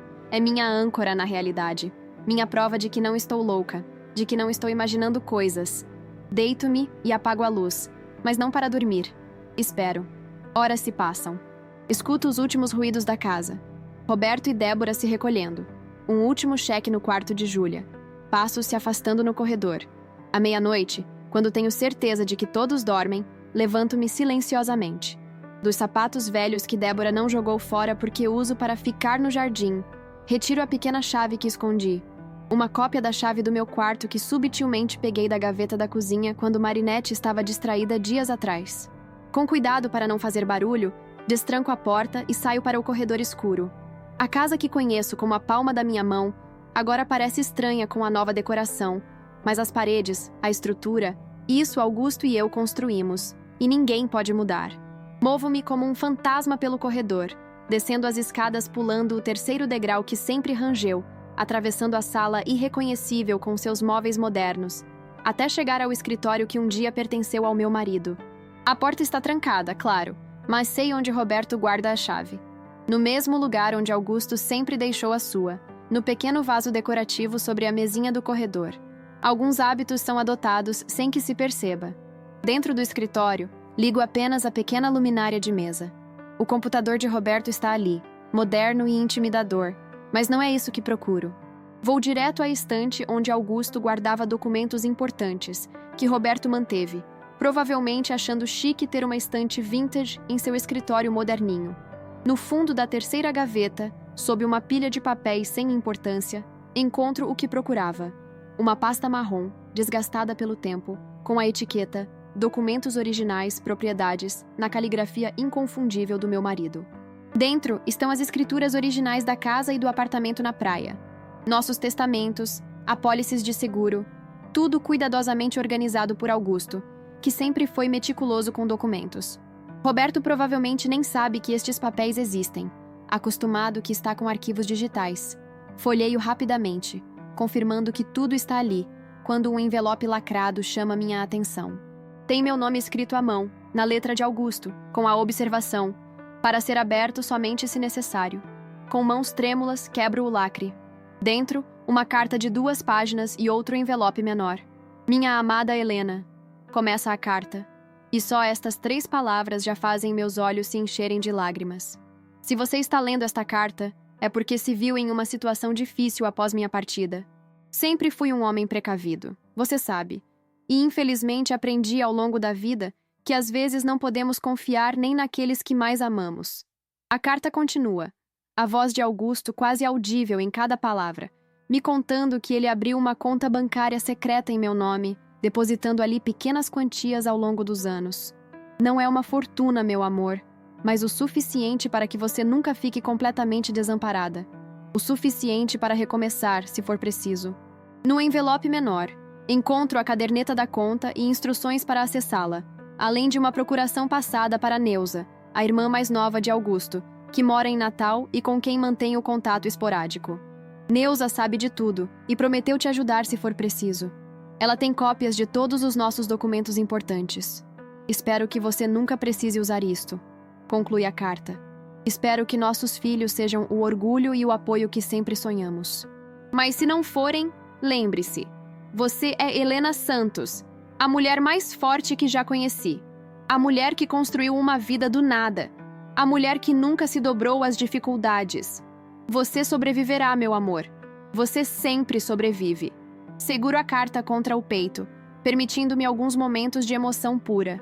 Mesmo depois de morto, Augusto ainda cuida de mim. Mesmo depois de anos, ele ainda é meu parceiro, meu protetor, meu amor. Enxugo as lágrimas rapidamente. Não há tempo para isso agora. Guardo a carta e a caderneta no bolso do meu roupão e continuo minha busca. No computador de Roberto, uma luz pisca indicando que chegou um e-mail. Por impulso, Movo o mouse, acordando a tela. Surpreendentemente, não há senha. Roberto deve se sentir muito seguro em sua própria casa, ou muito confiante que a velha não sabe usar computadores. Engano dele. Dei aulas de informática básica para adultos durante anos no centro comunitário, antes que Débora considerasse essa atividade cansativa demais para mim. O e-mail é do Dr. Maurício, o advogado. O assunto me faz gelar. Processo de interdição. Documentos prontos. Clico para abrir e leio rapidamente. São instruções sobre como preencher um requerimento de interdição, com meu nome já inserido como a interditanda. Há referências a laudos médicos do Dr. Paulo que supostamente atestam minha incapacidade para os atos da vida civil. Anexos ao e-mail estão os formulários já preenchidos, prontos para serem assinados e submetidos ao tribunal. Eles planejam me interditar juridicamente, transformar-me oficialmente em incapaz, remover qualquer direito que ainda me resta sobre minha própria vida. E o mais chocante, o processo já tem data para dar entrada no tribunal. 3 dias a partir de hoje. Meu coração dispara, mas não de medo, de indignação, de determinação. Eles realmente acreditam que podem fazer isso? Que podem apagar uma vida inteira de autonomia, de trabalho, de construção, com alguns papéis assinados e laudos médicos duvidosos? Imprimo silenciosamente os documentos e os e-mails trocados entre Roberto, o advogado e o médico. Cada página é uma evidência da conspiração. Cada frase um insulto à minha dignidade. Quando termino, desligo o computador e deixo tudo exatamente como estava. Retorno ao meu quarto, trancando novamente a porta por dentro. Sob o colchão, junto ao meu caderno de anotações, escondo os documentos recém-impressos e a carta de Augusto. Sento-me na cama, minha mente mais clara e focada do que esteve em meses. A Helena que construiu uma casa do nada, que criou 3 filhos sozinha após ficar viúva, que nunca se curvou às dificuldades, está de volta. Eles me subestimaram. Acreditaram que medicamentos, manipulação psicológica e ameaças seriam suficientes para me quebrar. Não conhecem a verdadeira Helena Santos. Amanhã, enquanto eles acreditam que estou dopada pelos remédios, começarei a implementar meu plano. Não será uma vingança. Nunca desejei mal aos meus filhos, nem mesmo agora. Será justiça. Será a retomada da minha dignidade, da minha autonomia, da minha vida. Você sobreviverá, meu amor. Você sempre sobrevive. As palavras de Augusto ecoam em minha mente enquanto deito a cabeça no travesseiro, não para dormir, mas para planejar cada passo do que farei a seguir. A velha Helena morreu naquela ceia de Natal, quando o cristal se estilhaçou em sua mão. A Helena que nasceu hoje, entretanto, é muito mais perigosa. É uma mulher que não tem nada a perder. A manhã seguinte traz o ritual habitual. Marinette destranca minha porta às 7h, trazendo o café da manhã padronizado e os remédios matinais. Hoje, porém, represento com mais convicção meu papel de idosa confusa e dócil. Aceito as pílulas sem questionar, escondo-as na boca enquanto bebo a água, e quando Marinette se vira para abrir as cortinas, discretamente as jogo no vaso de planta. A senhora está mais animada hoje, observa Marinette, surpresa com meu sorriso. É um belo dia, não é? Respondo, olhando pela janela para o céu azul de Recife. Dias assim sempre me fazem pensar em possibilidades. Ela sorri de volta, sem entender o verdadeiro significado das minhas palavras. Quando sai, deixa a porta destrancada, pequena vitória da minha crescente docilidade encenada. Espero meia hora antes de colocar meu plano em ação. Primeiro, certifico-me de que Roberto já saiu para o trabalho e Débora levou Júlia para a escola. A casa estará vazia, exceto por Marinette, que estará ocupada com a lavanderia nos fundos. Visto um conjunto simples mas apresentável, calças azul marinho e uma blusa de botões discreta. Prendo os cabelos em um coque baixo, como fazia quando dava aulas. Nada de chinelos ou roupão. Hoje não sou uma paciente, uma inválida. Hoje sou Helena Santos, mulher de negócios. Na bolsa de couro que Augusto me deu em nosso 40º aniversário, guardo os documentos coletados durante a noite, a carta dele, a caderneta bancária e meu diário de anotações. Também separo meus documentos pessoais, RG, CPF, certidão de casamento, que por milagre ainda estão comigo. Desço as escadas com passos firmes, não como a velha cambaleante que fingi ser nas últimas semanas. Na cozinha, encontro Marinette preparando o almoço. Dona Helena, a senhora vai sair? Ela pergunta, surpresa ao me ver completamente vestida e arrumada. Sim, querida. Preciso resolver alguns assuntos no centro da cidade.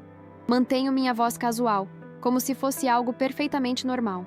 Mas a dona Débora não comentou nada sobre a senhora sair hoje. A preocupação é evidente em sua voz. Oh, ela deve ter esquecido de te avisar. Sabe como anda a cabeça dela, sempre tão ocupada. Sorriu tranquilamente. Ela vai me encontrar no escritório do advogado ao meio-dia. Algo sobre os documentos do apartamento da praia. Marinette hesita, claramente em conflito entre suas instruções e o respeito que ainda mantém por mim. A senhora quer que eu chame um táxi? Ou que eu ligue para a dona Débora para confirmar? Não será necessário, querida. Já pedi um Uber pelo aplicativo. Mostro meu velho celular, que felizmente não me foi confiscado. E não vamos incomodar Débora no trabalho. Você sabe como ela fica quando a interrompem em uma reunião importante. Essa última frase sela o acordo.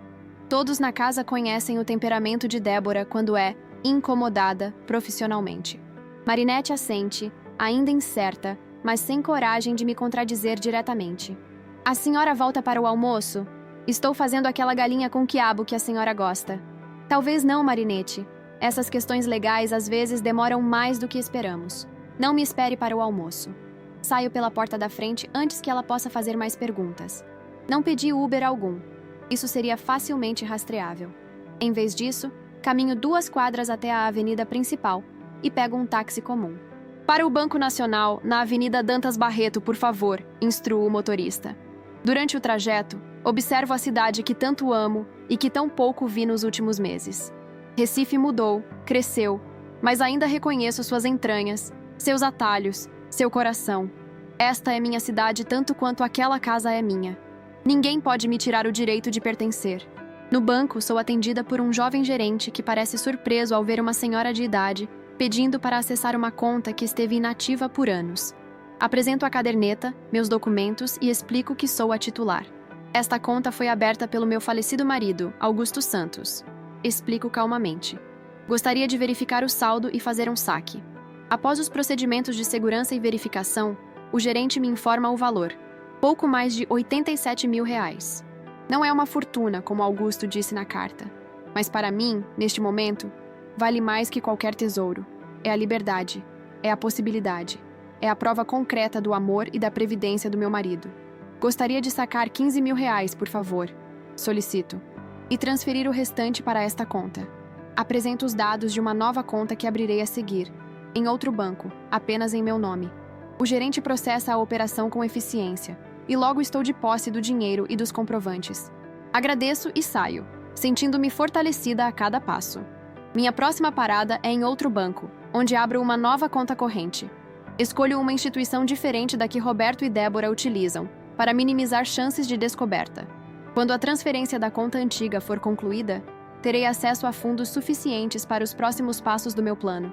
Em seguida, dirijo-me a um pequeno escritório de advocacia no centro da cidade.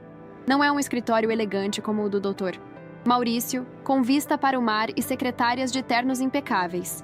É um lugar simples, mas respeitável, escolhido propositalmente porque seu proprietário, Dr. Joaquim Pereira, foi colega de faculdade de Augusto e manteve contato conosco ao longo dos anos. Helena! Dr. Joaquim exclama ao me ver. Que surpresa maravilhosa! Faz quanto tempo? 3 anos? 4, Joaquim. Desde o aniversário de 70 anos de Augusto. Sorriu, lembrando da pequena comemoração que fizemos, já sabendo que era uma despedida.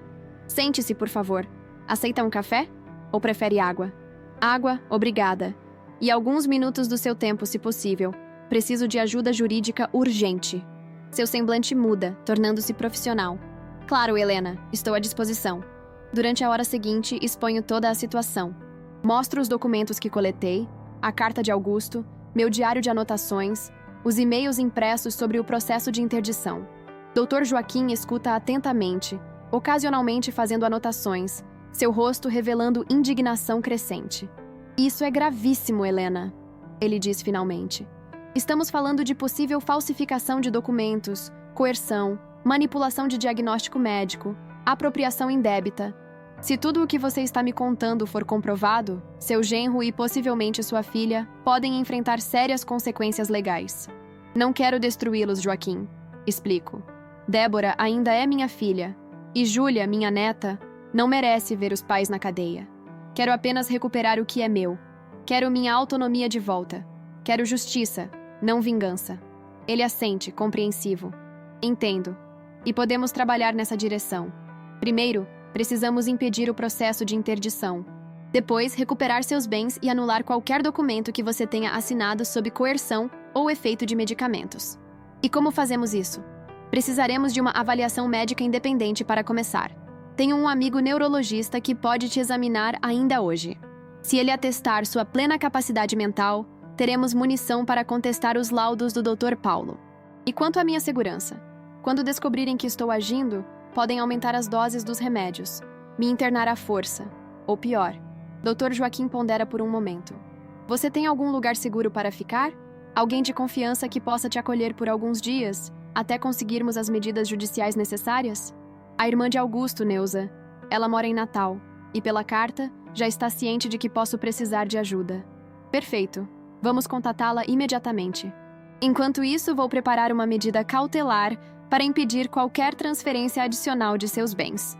Também precisaremos de uma denúncia formal sobre a medicação forçada. Isso é grave, Helena, potencialmente configurando cárcere privado e maus tratos a idoso. Passo as horas seguintes indo de um local a outro com o Dr. Joaquim. Primeiro ao consultório do neurologista, Dr. André, que realiza uma bateria de testes e conclui que estou em perfeitas condições mentais. Não vejo nenhum sinal de demência ou comprometimento cognitivo significativo, ele declara, entregando-me um laudo detalhado. Em seguida, vamos a um cartório, onde registro uma declaração formal detalhando tudo o que ocorreu nos últimos meses. É um documento longo, doloroso de produzir, mas necessário. Por fim, fazemos contato com Neuza, que imediatamente se dispõe a me receber. Venha hoje mesmo, Helena, ela insiste. Augusto me fez prometer que cuidaria de você se fosse preciso, e eu cumpro minhas promessas. Quando terminamos, já passa das 5 da tarde. Sei que minha ausência deve ter sido descoberta há horas.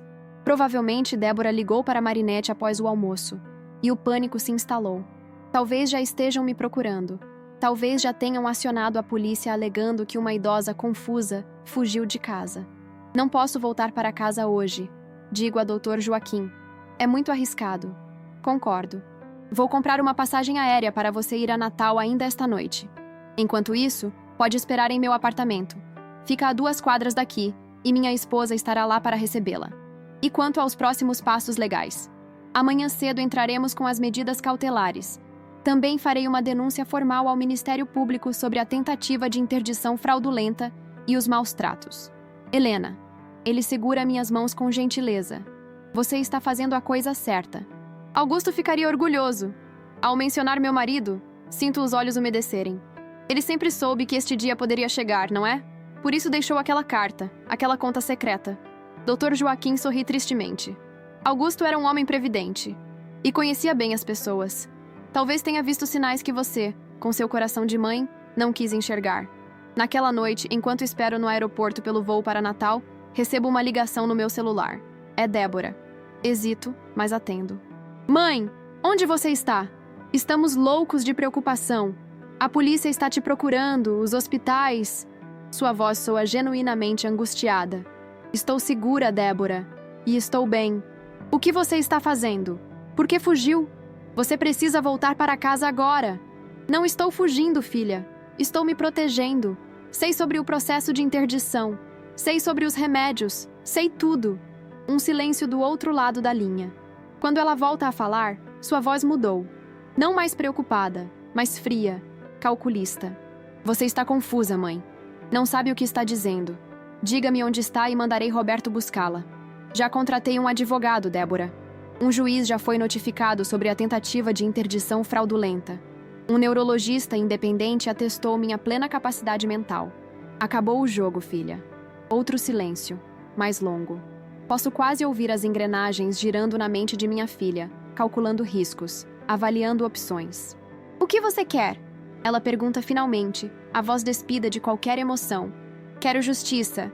Quero minha casa de volta. Quero minha vida de volta. Quero que você e Roberto parem de me tratar como uma propriedade a ser liquidada. Você vai nos processar, sua própria filha? Não quero chegar a esse ponto, Débora. Ainda amo você, apesar de tudo. Ainda me preocupo com Júlia e seu bem-estar. Mas não permitirei mais que me tratem como incapaz. A escolha agora é de vocês. O alto-falante do aeroporto anuncia meu voo. Preciso encerrar a ligação. Tenho que ir, Débora. Meu advogado entrará em contato com vocês amanhã para discutir os termos de um acordo. Espero que escolham o caminho sensato. Mãe, sua voz agora tem um tom de súplica. Por favor, não faça isso. Podemos conversar, resolver em família. Família... Repito a palavra, sentindo seu peso, sua ironia. Vocês deixaram de me tratar como família no momento em que decidiram que eu era apenas um obstáculo aos seus planos. Adeus, Débora. Desligo o telefone e desligo também, temporariamente, o coração de mãe que ainda sangra por esta traição. Agora não é hora de sentimentos. É hora de ação. Enquanto caminho para o portão de embarque, sinto-me estranhamente leve. A incerteza do futuro não me assusta. A perspectiva de uma batalha legal não me intimida. Estou fazendo o que Augusto teria esperado de mim, lutando por nossa casa, por nossa história, por minha dignidade. Em minha bolsa, carrego os documentos que são minha armadura e minha espada. Não precisei de violência, de gritos, de escândalos. Precisei apenas lembrar quem eu realmente sou. Helena Santos, a mulher que construiu uma vida do nada. A mulher que nunca se curvou às dificuldades. A mulher que agora, aos 72 anos, está pronta para sua batalha mais importante. Natal me recebe com sua brisa marinha e o abraço caloroso de Neuza, que me espera no aeroporto mesmo sendo quase meia-noite. Aos 65 anos, a irmã caçula de Augusto mantém a mesma energia e determinação que sempre admirei. Minha querida, ela diz, envolvendo-me num abraço apertado. Que bom que você veio. Esta casa sempre foi sua também. O apartamento de Neuza é simples, mas acolhedor, com vista para o mar que Augusto tanto amava.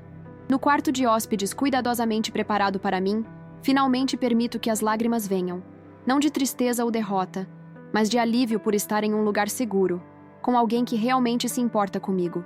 Nos dias que se seguem, transformo o quarto em um pequeno quartel-general. Com a ajuda de Dr. Joaquim, que mantém contato diário por telefone e e-mails, montamos nossa estratégia legal. As medidas cautelares foram concedidas rapidamente por uma juíza sensível a casos de abuso contra idosos. Uma ordem judicial já impede Roberto e Débora de venderem qualquer propriedade em meu nome ou de acessarem minhas contas bancárias. As que eles conhecem, pelo menos. Eles estão encurralados, explica Dr. Joaquim em uma de nossas ligações. O processo de interdição que tentaram iniciar se voltou contra eles. A juíza ficou particularmente indignada com os laudos médicos contraditórios e com as evidências de medicação forçada. Como eles reagiram? Pergunto, tentando imaginar o rosto de Débora ao ser confrontada com a realidade legal. Como esperado. Primeiro, negação total. Depois, quando apresentei as evidências, especialmente os e-mails impressos e seu diário detalhado, tentaram minimizar, alegar que houve um mal-entendido. Agora estão no estágio de tentar negociar. Negociar o quê, exatamente? Um acordo extrajudicial. Querem evitar que o caso vá a julgamento, o que poderia resultar em processo criminal contra eles. Roberto, em particular, está preocupado com sua reputação profissional. Assinto sem surpresa. Roberto sempre foi obcecado com sua imagem pública, com o que os colegas e superiores pensam dele. Um escândalo envolvendo abuso de idosos e tentativa de interdição fraudulenta seria devastador para sua carreira cuidadosamente construída. E quais são os termos que propõe? Devolução da casa para seu nome, cancelamento de todas as procurações, compensação financeira pelos valores utilizados sem sua autorização. Em troca, você retiraria as acusações criminais e manteria o assunto em privado. Pondero por um momento.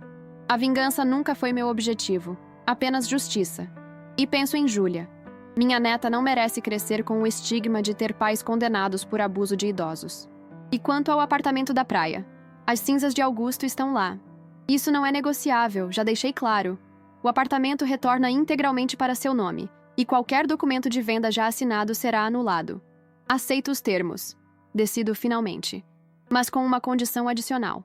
Quero uma declaração assinada por Dr. Paulo admitindo que nunca diagnosticou demência ou qualquer comprometimento cognitivo significativo em mim. Dr. Joaquim faz uma pausa. Isso pode ser complicado, Helena. Envolveria a admissão de conduta antiética por parte dele. Então ofereça imunidade. Não processarei o médico se ele admitir a verdade. Mas preciso desse documento para minha segurança futura, para que nunca mais possam tentar esse caminho novamente. Entendo. Vou incluir essa exigência nas negociações. Enquanto aguardamos o desenrolar do processo legal, ocupo meus dias de maneira produtiva. Com a ajuda de Neuza, começo a pesquisar sobre direitos dos idosos, sobre violência patrimonial, sobre como identificar sinais de abuso familiar. O conhecimento se torna minha nova fortaleza. Também faço visitas regulares a uma psicóloga especializada em trauma familiar, doutora Luísa, recomendada pelo Dr. André. As sessões são dolorosas, mas necessárias. Preciso processar a traição, a manipulação, o medo que vivi nos últimos meses. O que mais dói, confesso a ela durante uma sessão, é que minha própria filha participou disso. Como pôde, doutora Luísa? Como a menina que criei com tanto amor se tornou cúmplice dessa crueldade? Às vezes, Helena, as pessoas que amamos se perdem em seus próprios medos e ambições. Não justifica as ações dela, mas pode ajudar a entender. Que medos! Débora sempre teve tudo: educação, apoio, amor incondicional. Talvez o medo da escassez, do não ter o suficiente. Pessoas que crescem vendo os pais lutarem financeiramente, às vezes desenvolvem uma relação distorcida com dinheiro e segurança material, mesmo quando têm sucesso financeiro mais tarde. Suas palavras me fazem refletir sobre como criei meus filhos. Sempre fizemos questão de que não lhes faltasse nada essencial, mas nunca escondemos os sacrifícios, as economias necessárias, as escolhas difíceis. Talvez isso tenha afetado Débora de formas que nunca percebi. E como lidar com isso agora? Como olhar para minha filha novamente? O perdão é um processo, Helena.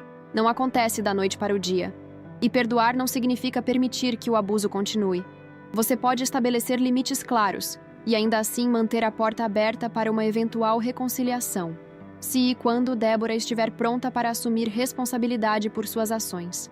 Saio dessas sessões emocionalmente exausta, mas gradualmente mais forte.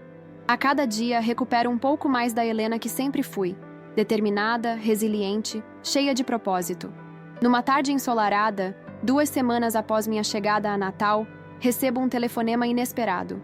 É Carlos, meu filho mais velho. Mãe, sua voz soa hesitante, quase envergonhada. Como você está? Estou bem, Carlos. Melhor do que estive em meses, na verdade. Ele faz uma pausa dolorosa. Eu não sabia, mãe. Juro que não sabia o quanto as coisas tinham degenerado. Pensava que você realmente estava confusa, que Débora e Roberto estavam apenas cuidando de você, como diziam. E agora? Agora sei a verdade. Dr. Joaquim me mostrou os documentos, os e-mails, tudo. Fiquei horrorizado. Não tenho palavras para expressar como me sinto envergonhado por não ter percebido, por não ter te protegido. Sinto lágrimas se formando, mas as contenho. Você acreditou no que lhe disseram, Carlos. É compreensível. Não, mãe, não é. Eu deveria ter questionado, investigado. Deveria ter passado mais tempo com você, percebido que não havia nada de errado com sua mente. Fui negligente, e peço perdão por isso. A sinceridade em sua voz me comove. O que importa é que agora você sabe a verdade. Sim, e quero que saiba que estou ao seu lado. Inteiramente. Já deixei isso claro para Débora e Roberto. Não compactuarei com o que fizeram. E Fábio? Carlos suspira. Fábio está complicado. Acho que ele sabia mais do que admite. Roberto pode ter comprado seu silêncio de certa forma. A revelação dói, mas não me surpreende. Fábio sempre foi o mais vulnerável às tentações materiais, às soluções fáceis. Quero te visitar, mãe. Carlos continua. Eu e Marcela. Se você permitir. Claro que permito, filho. Esta porta sempre estará aberta para você. Nos dias seguintes, recebo mais uma visita inesperada. Júlia, acompanhada por Marcela, vem me ver. A expressão de alívio no rosto da minha neta quando me vê, saudável, lúcida, forte, é um bálsamo para meu coração ferido. Eu sabia que você não estava doente da cabeça, vovó. Ela exclama, pulando em meus braços. Eu disse para todo mundo, mas eles não acreditavam em mim. Abraço-a com força, sentindo seu pequeno coração bater contra o meu. E você estava certa, meu amor. Sua vovó está perfeitamente bem. Júlia me entrega um pacote embrulhado em papel colorido. Trouxe seu presente. Mamãe não sabe, tá? É segredo.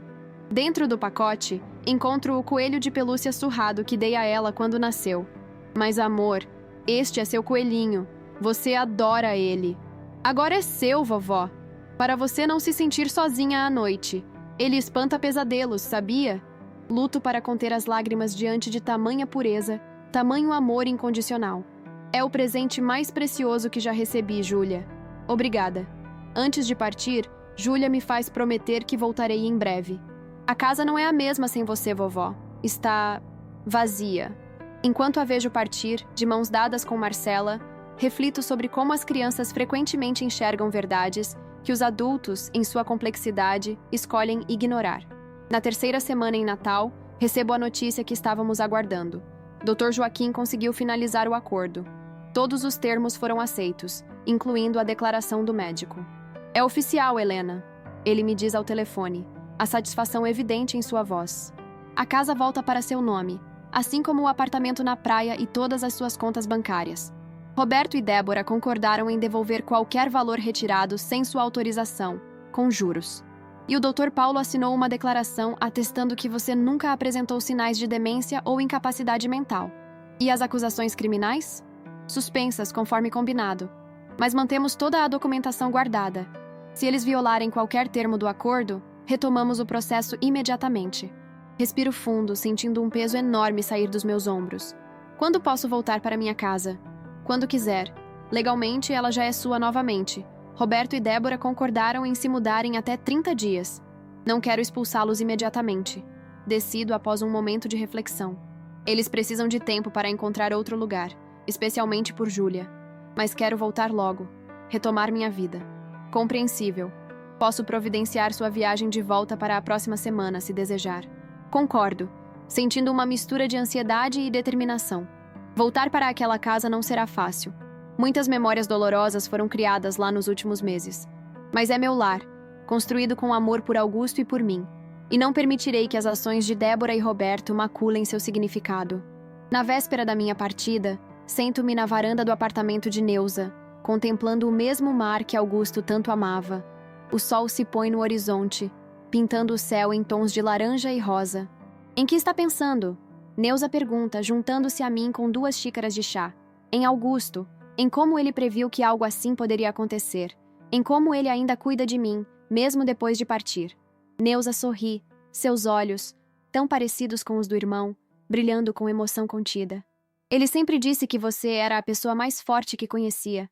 Minha Helena pode parecer frágil como porcelana, ele me dizia, mas por dentro é feita do aço mais puro.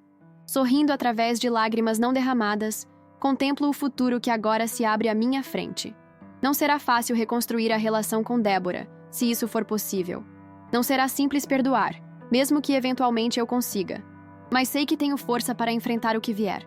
Amanhã, Helena Santos volta para casa. Não como uma prisioneira, não como uma incapaz, não como um fardo, mas como a verdadeira dona da casa. Em todos os sentidos que importam. O táxi para em frente à casa na Rua das Acácias, número 237. Olho através da janela do veículo, absorvendo cada detalhe da fachada que conheço tão bem. As paredes estão recém-pintadas em um tom de azul que não escolhi, mas a estrutura, o coração da casa, continua o mesmo que Augusto e eu construímos décadas atrás. Quer que eu espere, senhora? Pergunta o taxista, notando minha hesitação. Não, obrigada. Esta é minha casa. Estou voltando para ficar. Pago a corrida e desço do carro com minhas 2 malas. Uma contendo roupas, a outra repleta de documentos, o arsenal jurídico que agora me protege. Dr. Joaquim insistiu que eu mantivesse cópias de tudo sempre comigo. Documentos são sua armadura agora, Helena, ele disse. Subo os 3 degraus da entrada lentamente, não por dificuldade física, mas para saborear cada momento. Esta volta não é apenas um retorno, é uma reconquista. Antes que eu possa tocar a campainha, a porta se abre. Roberto está lá, o rosto uma máscara de civilidade forçada. Helena, ele diz com um aceno tenso. Bem-vinda de volta. Obrigada, Roberto. Mantenho minha voz neutra, profissional. Não há razão para a hostilidade explícita. Os documentos assinados falam mais alto que quaisquer acusações verbais poderíamos trocar.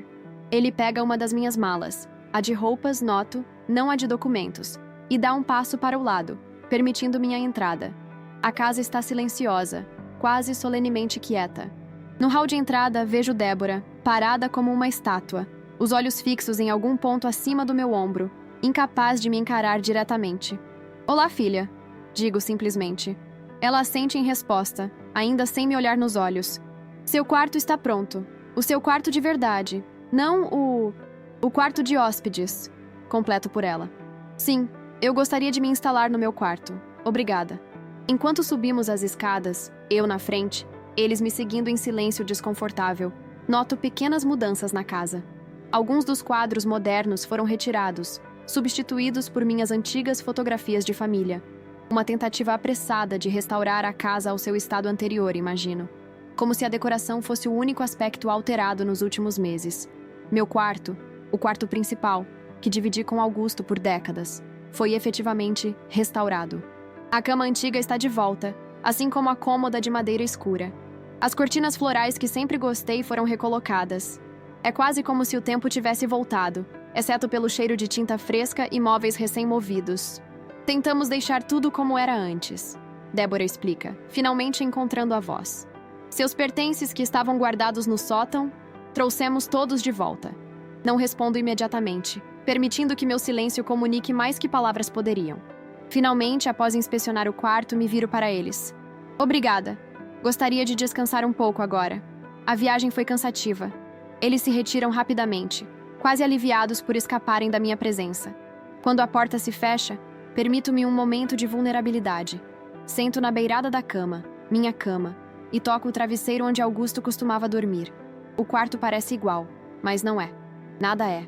Tiro os sapatos e deito-me completamente vestida, apenas para sentir o colchão familiar sob meu corpo. O teto tem uma pequena mancha de umidade no canto, a mesma que Augusto prometeu consertar pouco antes de adoecer.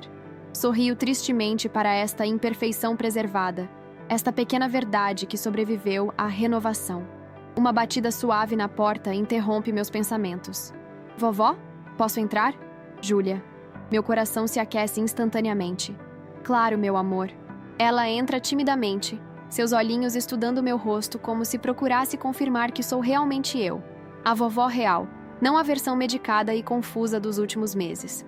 Você voltou mesmo, ela diz, não como uma pergunta, mas como uma constatação maravilhosa. Voltei, querida, e não vou mais sair. Ela corre para mim então, jogando-se em meus braços com abandono infantil. Seu pequeno corpo treme com emoções grandes demais para serem contidas em alguém tão jovem. Todo mundo está diferente. Ela sussurra contra meu ombro. Mamãe chora no quarto. Papai fala no telefone o tempo todo. Bravo. Eles acham que não escuto, mas escuto. Acaricio seus cabelos, sentindo uma pontada de culpa por sua confusão, mesmo sabendo que não sou a responsável por ela. Às vezes os adultos ficam confusos sobre o que é certo, Júlia. Cometem erros, fazem escolhas ruins, mas isso não significa que não te amem. Eles fizeram coisas más pra você, não fizeram? Por isso você foi embora? A perspicácia infantil sempre me surpreende. Como explicar abuso patrimonial e interdição fraudulenta para uma criança de 6 anos? Houve um desentendimento grande entre a vovó e seus pais. Sobre esta casa, sobre como cuidar de mim. Eles achavam que estavam fazendo o que era melhor, mas não estavam. Agora chegamos a um acordo, e tudo vai ficar bem. Ela me olha com aquela intensidade que só as crianças possuem, a habilidade de ver através das meias-verdades adultas. Você ainda ama a mamãe, mesmo depois do que ela fez? A pergunta me atinge com força inesperada. Amo Débora? Após a traição, a manipulação, o abuso? A resposta deveria ser simples, mas não é. Amo, respondo finalmente, surpreendendo a mim mesma com a verdade disso. Amo sua mãe porque ela é minha filha. Sempre vou amá-la. Estou magoada, desapontada e vai levar tempo para confiar nela novamente. Mas o amor de mãe não desaparece, mesmo quando dói. Júlia assente, satisfeita com a resposta. Para uma criança, o amor é a resposta importante. O resto são apenas complicações adultas. Posso dormir aqui com você hoje, vovó? Não acho que seus pais... Começo, mas ela me interrompe. Por favor? Só hoje? Tenho medo que você vá embora de novo durante a noite. Como negar tal pedido? Tudo bem, só hoje. Mas precisa avisar sua mãe para ela não se preocupar. Júlia concorda entusiasticamente e sai correndo para buscar seu pijama e avisar Débora. Quando ela sai, levanto-me para desfazer minhas malas. Coloco os documentos importantes no fundo da gaveta da cômoda. Não por desconfiança, mas por prudência. O jantar naquela noite é um estudo sobre desconforto. Sentamo-nos os 4 à mesa. Eu, Débora, Roberto e Júlia. Marinette, que me recebeu com lágrimas genuínas de alívio, serve uma refeição simples, claramente feliz por me ver de volta. A conversa é limitada a tópicos seguros. O tempo, a escola de Júlia, notícias gerais da cidade. Ninguém menciona o elefante na sala, o acordo legal, a mudança iminente deles, as mentiras desmascaradas. Após a sobremesa, quando Júlia já foi colocada na cama, no meu quarto, conforme prometido, Roberto finalmente aborda o assunto inevitável. Encontramos um apartamento para alugar temporariamente, ele informa, formal como se discutisse um contrato de negócios. No edifício Costa Azul, perto do trabalho de Débora. Poderemos nos mudar em 2 semanas, se estiver de acordo. Não há pressa, respondo com calma. O acordo dá a vocês 30 dias. Usem o tempo necessário para uma transição tranquila, especialmente para Júlia. Débora levanta os olhos, surpresa com minha flexibilidade. Obrigada, ela murmura. A primeira palavra dirigida diretamente a mim desde minha chegada. Não estou fazendo isso por vocês. Esclareço, mantendo a voz neutra. Estou fazendo por Júlia. Ela já está confusa o suficiente com toda esta situação. Eles assentem em silêncio. O arranjo está estabelecido. 2 semanas de coexistência tensa, e então a casa será minha novamente. Os dias que se seguem estabelecem uma rotina estranha. Ocupamos o mesmo espaço físico, mas habitamos realidades emocionais completamente diferentes. Débora e Roberto saem cedo para o trabalho e voltam tarde. Eu retomo gradualmente o controle da casa. Não de forma agressiva, mas firme. Peço a Marinette que prepare pratos que sempre gostei. Removo alguns dos móveis modernos que detesto. Passo tempo no jardim, avaliando o estrago feito nas minhas plantas, planejando o que restaurar primeiro. No 4º dia, recebo a visita de Carlos e Marcela. Meu filho mais velho me abraça longamente na porta, seu corpo tenso de emoção reprimida. Mãe, perdão, ele sussurra. Nunca deveria ter deixado isso acontecer. Você não sabia, Carlos. Deveria ter desconfiado. Deveria ter prestado mais atenção. Mas estava sempre ocupado, sempre focado no trabalho, nos meus problemas. Afasto-me gentilmente do abraço para olhá-lo nos olhos. O importante é que agora você sabe a verdade e que está aqui. Ele assente, engolindo o nó na garganta. Estou, mãe. E estarei mais presente daqui para frente. Prometo. O almoço com Carlos e Marcela é a primeira refeição verdadeiramente agradável que tenho em casa desde meu retorno. Rimos de histórias antigas, compartilhamos novidades, fazemos planos para o futuro. Quando eles convidam Júlia para passar um fim de semana com os primos, a normalidade parece quase possível novamente. Na manhã seguinte, enquanto tomo café sozinha na cozinha, Débora e Roberto já saíram, Júlia ainda dorme, escuto a campainha. Marinette atende e retorna com uma expressão preocupada. Dona Helena, é o Sr. Fábio. Meu filho do meio, aquele que, segundo Carlos, possivelmente sabia mais do que admitia sobre o esquema de Roberto e Débora. O filho que se referiu a mim como a velha, em mensagens de texto. Mande-o entrar, por favor. Fábio entra na cozinha com a confiança habitual, mas seus olhos evitam os meus. Sinal infalível de sua culpa. Nunca foi bom em esconder suas emoções, mesmo quando criança. Mãe! Ele cumprimenta secamente, sentando-se à minha frente sem ser convidado. Fábio! Que surpresa! Pensei que estivesse em São Paulo. Vim especialmente para conversar sobre toda essa situação.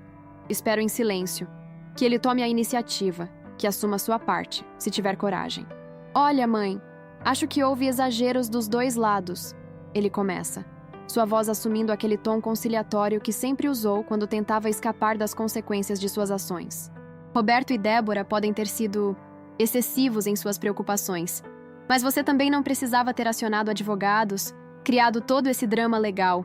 Drama legal, repito, mantendo a voz controlada. É assim que você caracteriza uma tentativa de interdição fraudulenta? Medicação forçada? Apropriação indébita? Ele se mexe desconfortavelmente na cadeira. Essas palavras são muito fortes, mãe. Eles realmente achavam que estavam cuidando de você. Cuidando de mim ou dos meus bens? Sua expressão vacila.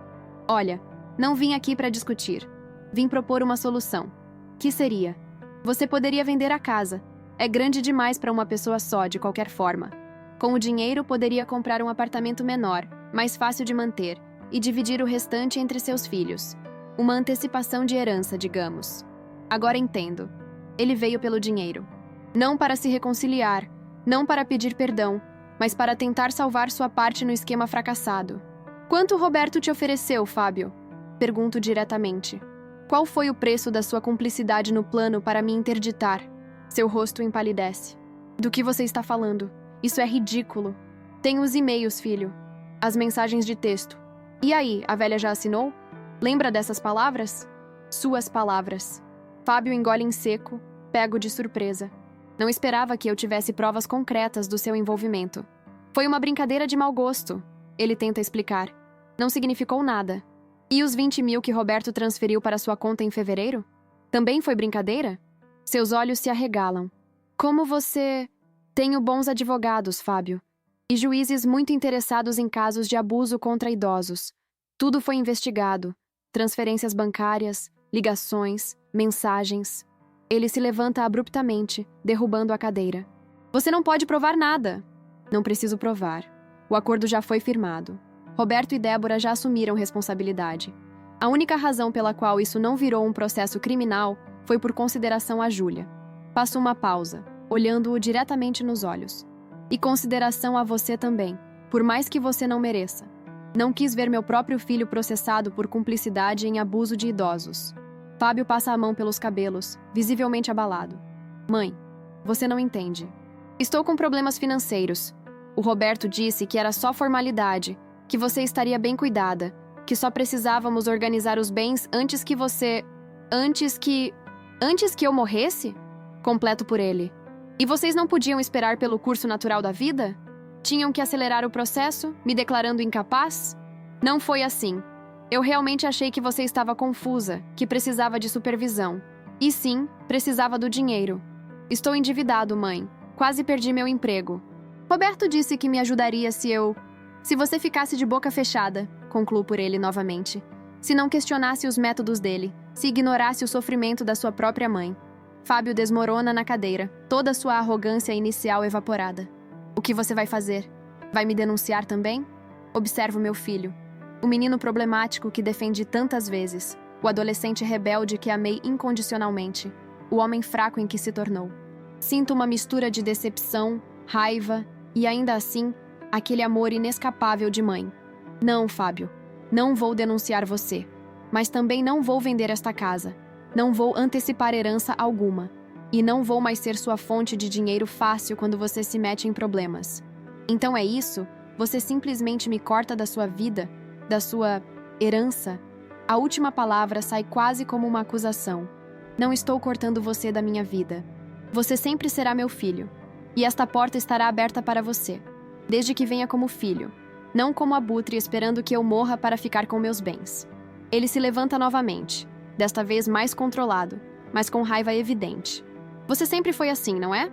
Controladora, manipuladora, usando seu dinheiro, sua casa, para manter todos nós na linha, dependentes de você.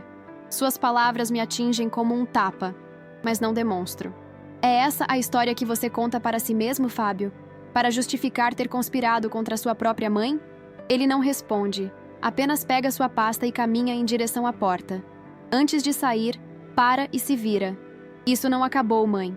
Roberto e Débora podem ter cedido, mas eu não vou desistir tão fácil. Esta casa, este patrimônio, você não vai levar para o túmulo. Não pretendo levar nada para o túmulo, Fábio. Mas enquanto estiver viva, o que pretendo estar por muito tempo ainda, decidirei por mim mesma o destino dos bens que construí com seu pai. Nem você, nem Roberto, nem ninguém vai tirar isso de mim. Ele sai batendo a porta. Através da janela da cozinha, vejo-o entrar no carro importado que não pode pagar e arrancar em alta velocidade. Permito-me finalmente um momento de dor genuína. O confronto com Fábio foi diferente, mais doloroso de certa forma, do que a situação com Débora. Minha filha, pelo menos, parece genuinamente envergonhada, possivelmente arrependida. Fábio, por outro lado, só lamentava ter sido pego. Marinette entra timidamente na cozinha.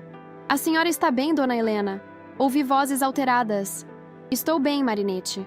Apenas assuntos de família. Ela assente, compreensiva, e começa a limpar a mesa.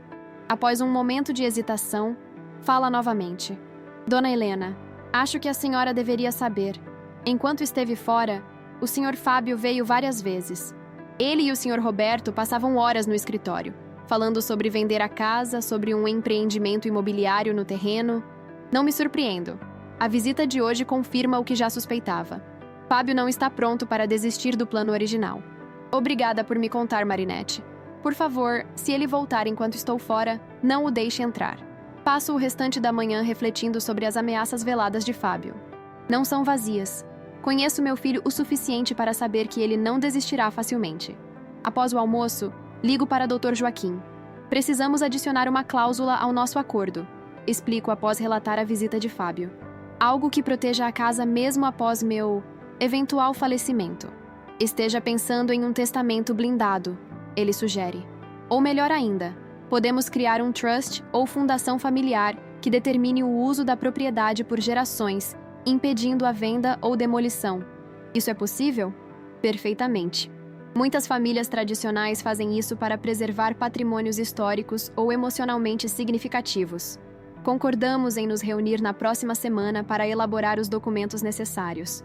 Não é apenas por teimosia que quero preservar a casa. É por respeito à memória de Augusto, ao nosso trabalho conjunto, à história que construímos. À noite, quando todos já estão recolhidos, caminho silenciosamente pela casa, tocando as paredes, relembrando cada etapa da construção. No quintal, sob a velha mangueira que Augusto plantou quando Carlos era bebê, sinto-me mais perto dele do que nunca. Estou fazendo a coisa certa, meu velho. Sussurro para as estrelas, imaginando que de alguma forma ele pode me ouvir. Lutar tanto por esta casa, por este pedaço de terra? A resposta não vem em palavras, mas em uma sensação de paz que me envolve como um abraço. Esta casa não é apenas tijolos e cimento. É o recipiente de nossas vidas, nossas lutas, nossos sonhos. Defendê-la não é obstinação, é honrar nossa história. Volto para dentro, mais resoluta do que nunca. Os confrontos não terminaram. Com Fábio, possivelmente com Débora e Roberto novamente no futuro. Mas agora estou preparada. Não sou mais a idosa confusa e medicada que eles tentaram criar. Sou Helena Santos, a verdadeira dona da casa, em todos os sentidos da palavra. E esta casa, este lar, permanecerá um testemunho do que Augusto e eu construímos, muito depois que eu me juntar a ele nas estrelas. O sol de Recife entra generosamente pelas janelas da sala, criando padrões dourados no piso de madeira que Augusto instalou com as próprias mãos. Estou sentada na minha poltrona favorita, a mesma que Roberto havia relegado ao porão e que agora ocupa novamente seu lugar de direito, junto à janela que dá para o jardim. 3 meses se passaram desde meu retorno. 3 meses de reconstrução, de cura, de recomeços. A casa voltou gradualmente a ser minha. Não apenas legalmente, isso foi resolvido com os documentos assinados, mas emocionalmente, espiritualmente. Removi a decoração fria e impessoal que Roberto e Débora haviam imposto. Recuperei objetos guardados no sótão, trouxe de volta fotografias e lembranças. O jardim floresce novamente sob meus cuidados. As hortênsias que foram arrancadas para dar lugar a plantas modernas estão sendo replantadas. O canteiro de ervas aromáticas que sempre mantive para temperar minha comida volta a exalar seus aromas quando passo as mãos pelas folhas. Roberto e Débora mudaram-se há 2 meses para o apartamento alugado. A saída foi silenciosa, sem confrontos. Uma procissão de caixas e móveis modernos levados por uma equipe de mudança eficiente. Débora chorou discretamente ao se despedir, um choro que parecia conter arrependimento genuíno. Roberto manteve a compostura profissional até o fim, mas notei que evitava olhar para a casa ao partir, como se não pudesse encarar o símbolo de sua derrota. Júlia vem me visitar 3 vezes por semana. Débora, surpreendentemente, tem sido bastante flexível quanto a isso. Talvez como forma de penitência, talvez por genuinamente reconhecer a importância do vínculo entre avó e neta. Nos dias em que Júlia está comigo, a casa volta a vibrar com risos infantis, histórias fantásticas e o cheiro de biscoitos assando no forno. Carlos e Marcela também são visitantes frequentes. Meu filho mais velho tem se esforçado para compensar os anos de ausência. Sua culpa pelo que permitiu acontecer, transformando-se em atenção renovada. No domingo passado, trouxe ferramentas e passou o dia reparando pequenos problemas pela casa. A torneira que gotejava, a dobradiça da janela que rangia, a mancha de umidade no teto do meu quarto, que Augusto nunca chegou a consertar. É o mínimo que posso fazer, mãe, ele disse quando agradeci. Não verbalizamos, mas ambos sabíamos que ele falava de reparações muito mais profundas que goteiras e dobradiças. Fábio é a única ausência persistente. Após nossa confrontação, voltou para São Paulo e não deu mais notícias.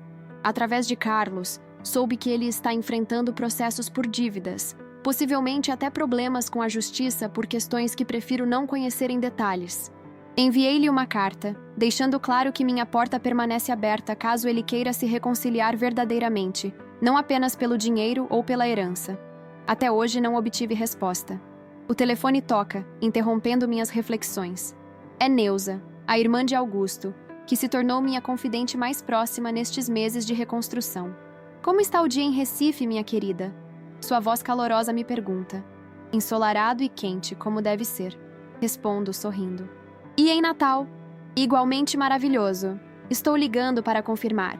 Você vem mesmo na próxima semana? O quarto de hóspedes já está arrumado, esperando por você. Sim, tudo confirmado. A passagem está comprada, a mala quase pronta. Maravilha! Mal posso esperar para te mostrar todos os lugares que Augusto amava aqui. A praia onde ele surfava quando jovem, o restaurante onde pediu minha mãe em casamento. Conversamos por mais alguns minutos antes de desligar. Esta viagem a Natal não será apenas um passeio. Será uma peregrinação pelos lugares que foram importantes para Augusto, uma forma de me conectar ainda mais com sua memória. Após a ligação, volto ao trabalho que estava fazendo antes. Organizar fotografias antigas em um álbum novo. É um projeto que comecei recentemente. Documentar a história da nossa família, da construção da casa, dos momentos significativos que vivemos aqui. Entre as fotos, encontro uma particularmente significativa. Augusto e eu, jovens e sorridentes, sentados na laje recém-concretada do que viria a ser nossa sala de estar. Estávamos exaustos, sujos de cimento, mas absolutamente radiantes. Aquele momento captado décadas atrás resume tudo o que esta casa representa. Trabalho árduo, esperança, construção paciente de algo significativo. A campainha toca, anunciando uma visita inesperada. Quando abro a porta, encontro Débora. Mãe, ela diz, a voz hesitante. Posso entrar? Dou um passo para o lado, permitindo sua passagem. É a primeira vez que ela vem sozinha desde a mudança. Geralmente apenas deixa ou busca Júlia, raramente entrando além do hall. Chá? Ofereço, mantendo um tom neutro. Por favor. Na cozinha, enquanto a água ferve, observo minha filha. Parece nervosa, desconfortável, como se estivesse reunindo coragem para algo. Júlia está bem? Pergunto, colocando as xícaras na mesa. Sim, ótima. Está na natação agora. Ela faz uma pausa, girando a aliança no dedo. Um hábito nervoso que herdou de mim. Vim porque preciso te dizer algumas coisas. Coisas que deveria ter dito há muito tempo. Sento-me à sua frente, esperando. O chá esquecido esfria entre nós. Eu sabia, mãe. Sua voz é quase um sussurro. Sabia que você não tinha demência nenhuma. Sabia que os remédios eram excessivos. Sabia tudo. Não demonstro surpresa. De certa forma, sempre soube que Débora era consciente demais, observadora demais para ser completamente enganada pela narrativa de Roberto. Por que, Débora? Ela não responde imediatamente. Lágrimas silenciosas começam a escorrer por seu rosto, mas ela não faz menção de enxugá-las. No início, acreditei que era pelo seu bem. Roberto disse que você estava ficando confusa, que precisava de supervisão. E havia momentos em que você realmente parecia perdida. Agora sei que era efeito dos remédios que já estavam dando a você. Aceno levemente, encorajando-a a continuar. Depois, quando percebi o que estava realmente acontecendo, já me sentia presa. Roberto tinha grandes planos para a casa, para o terreno. Um empreendimento imobiliário, apartamentos de luxo. Disse que seríamos ricos, que Júlia teria o futuro garantido. Ela engole em seco. E eu deixei acontecer, permiti. Pior, participei. O que fez você mudar de ideia? Pergunto, mantendo a voz calma, apesar da dor de ouvir a confissão direta. Júlia, um sorriso triste aparece brevemente em seu rosto. Ela me confrontou um dia com aquela honestidade brutal das crianças. Disse, mamãe, por que a vovó está sempre dormindo agora? Ela nunca era assim. É porque vocês dão aqueles remédios para ela, não é? Débora enxuga as lágrimas finalmente. Foi como um tapa na cara. Ver minha filha de 6 anos com mais clareza moral do que eu. Mas você não interferiu. Não parou o que estava acontecendo. Não, e esse será meu maior arrependimento pelo resto da vida. Ela olha diretamente em meus olhos pela primeira vez. Quando você fugiu, quando contratou o advogado, senti alívio, mãe. Alívio porque alguém finalmente estava parando aquilo que eu não tinha coragem de parar. Ficamos em silêncio por alguns momentos, o peso da confissão pairando entre nós. Roberto sabe que você está aqui? Pergunto finalmente. Não. Ele não entenderia. Ainda acha que fomos vítimas de uma injustiça, que você manipulou a situação, que os advogados exageraram tudo. E o que você acha? Acho que fui cúmplice em algo terrível contra a pessoa que mais me amou na vida. Acho que traí tudo que papai e você me ensinaram sobre integridade, sobre família, sobre o que realmente importa. Sua voz falha. Acho que não mereço seu perdão, mas precisava que você soubesse que reconheço o que fiz, que estou profundamente, dolorosamente arrependida.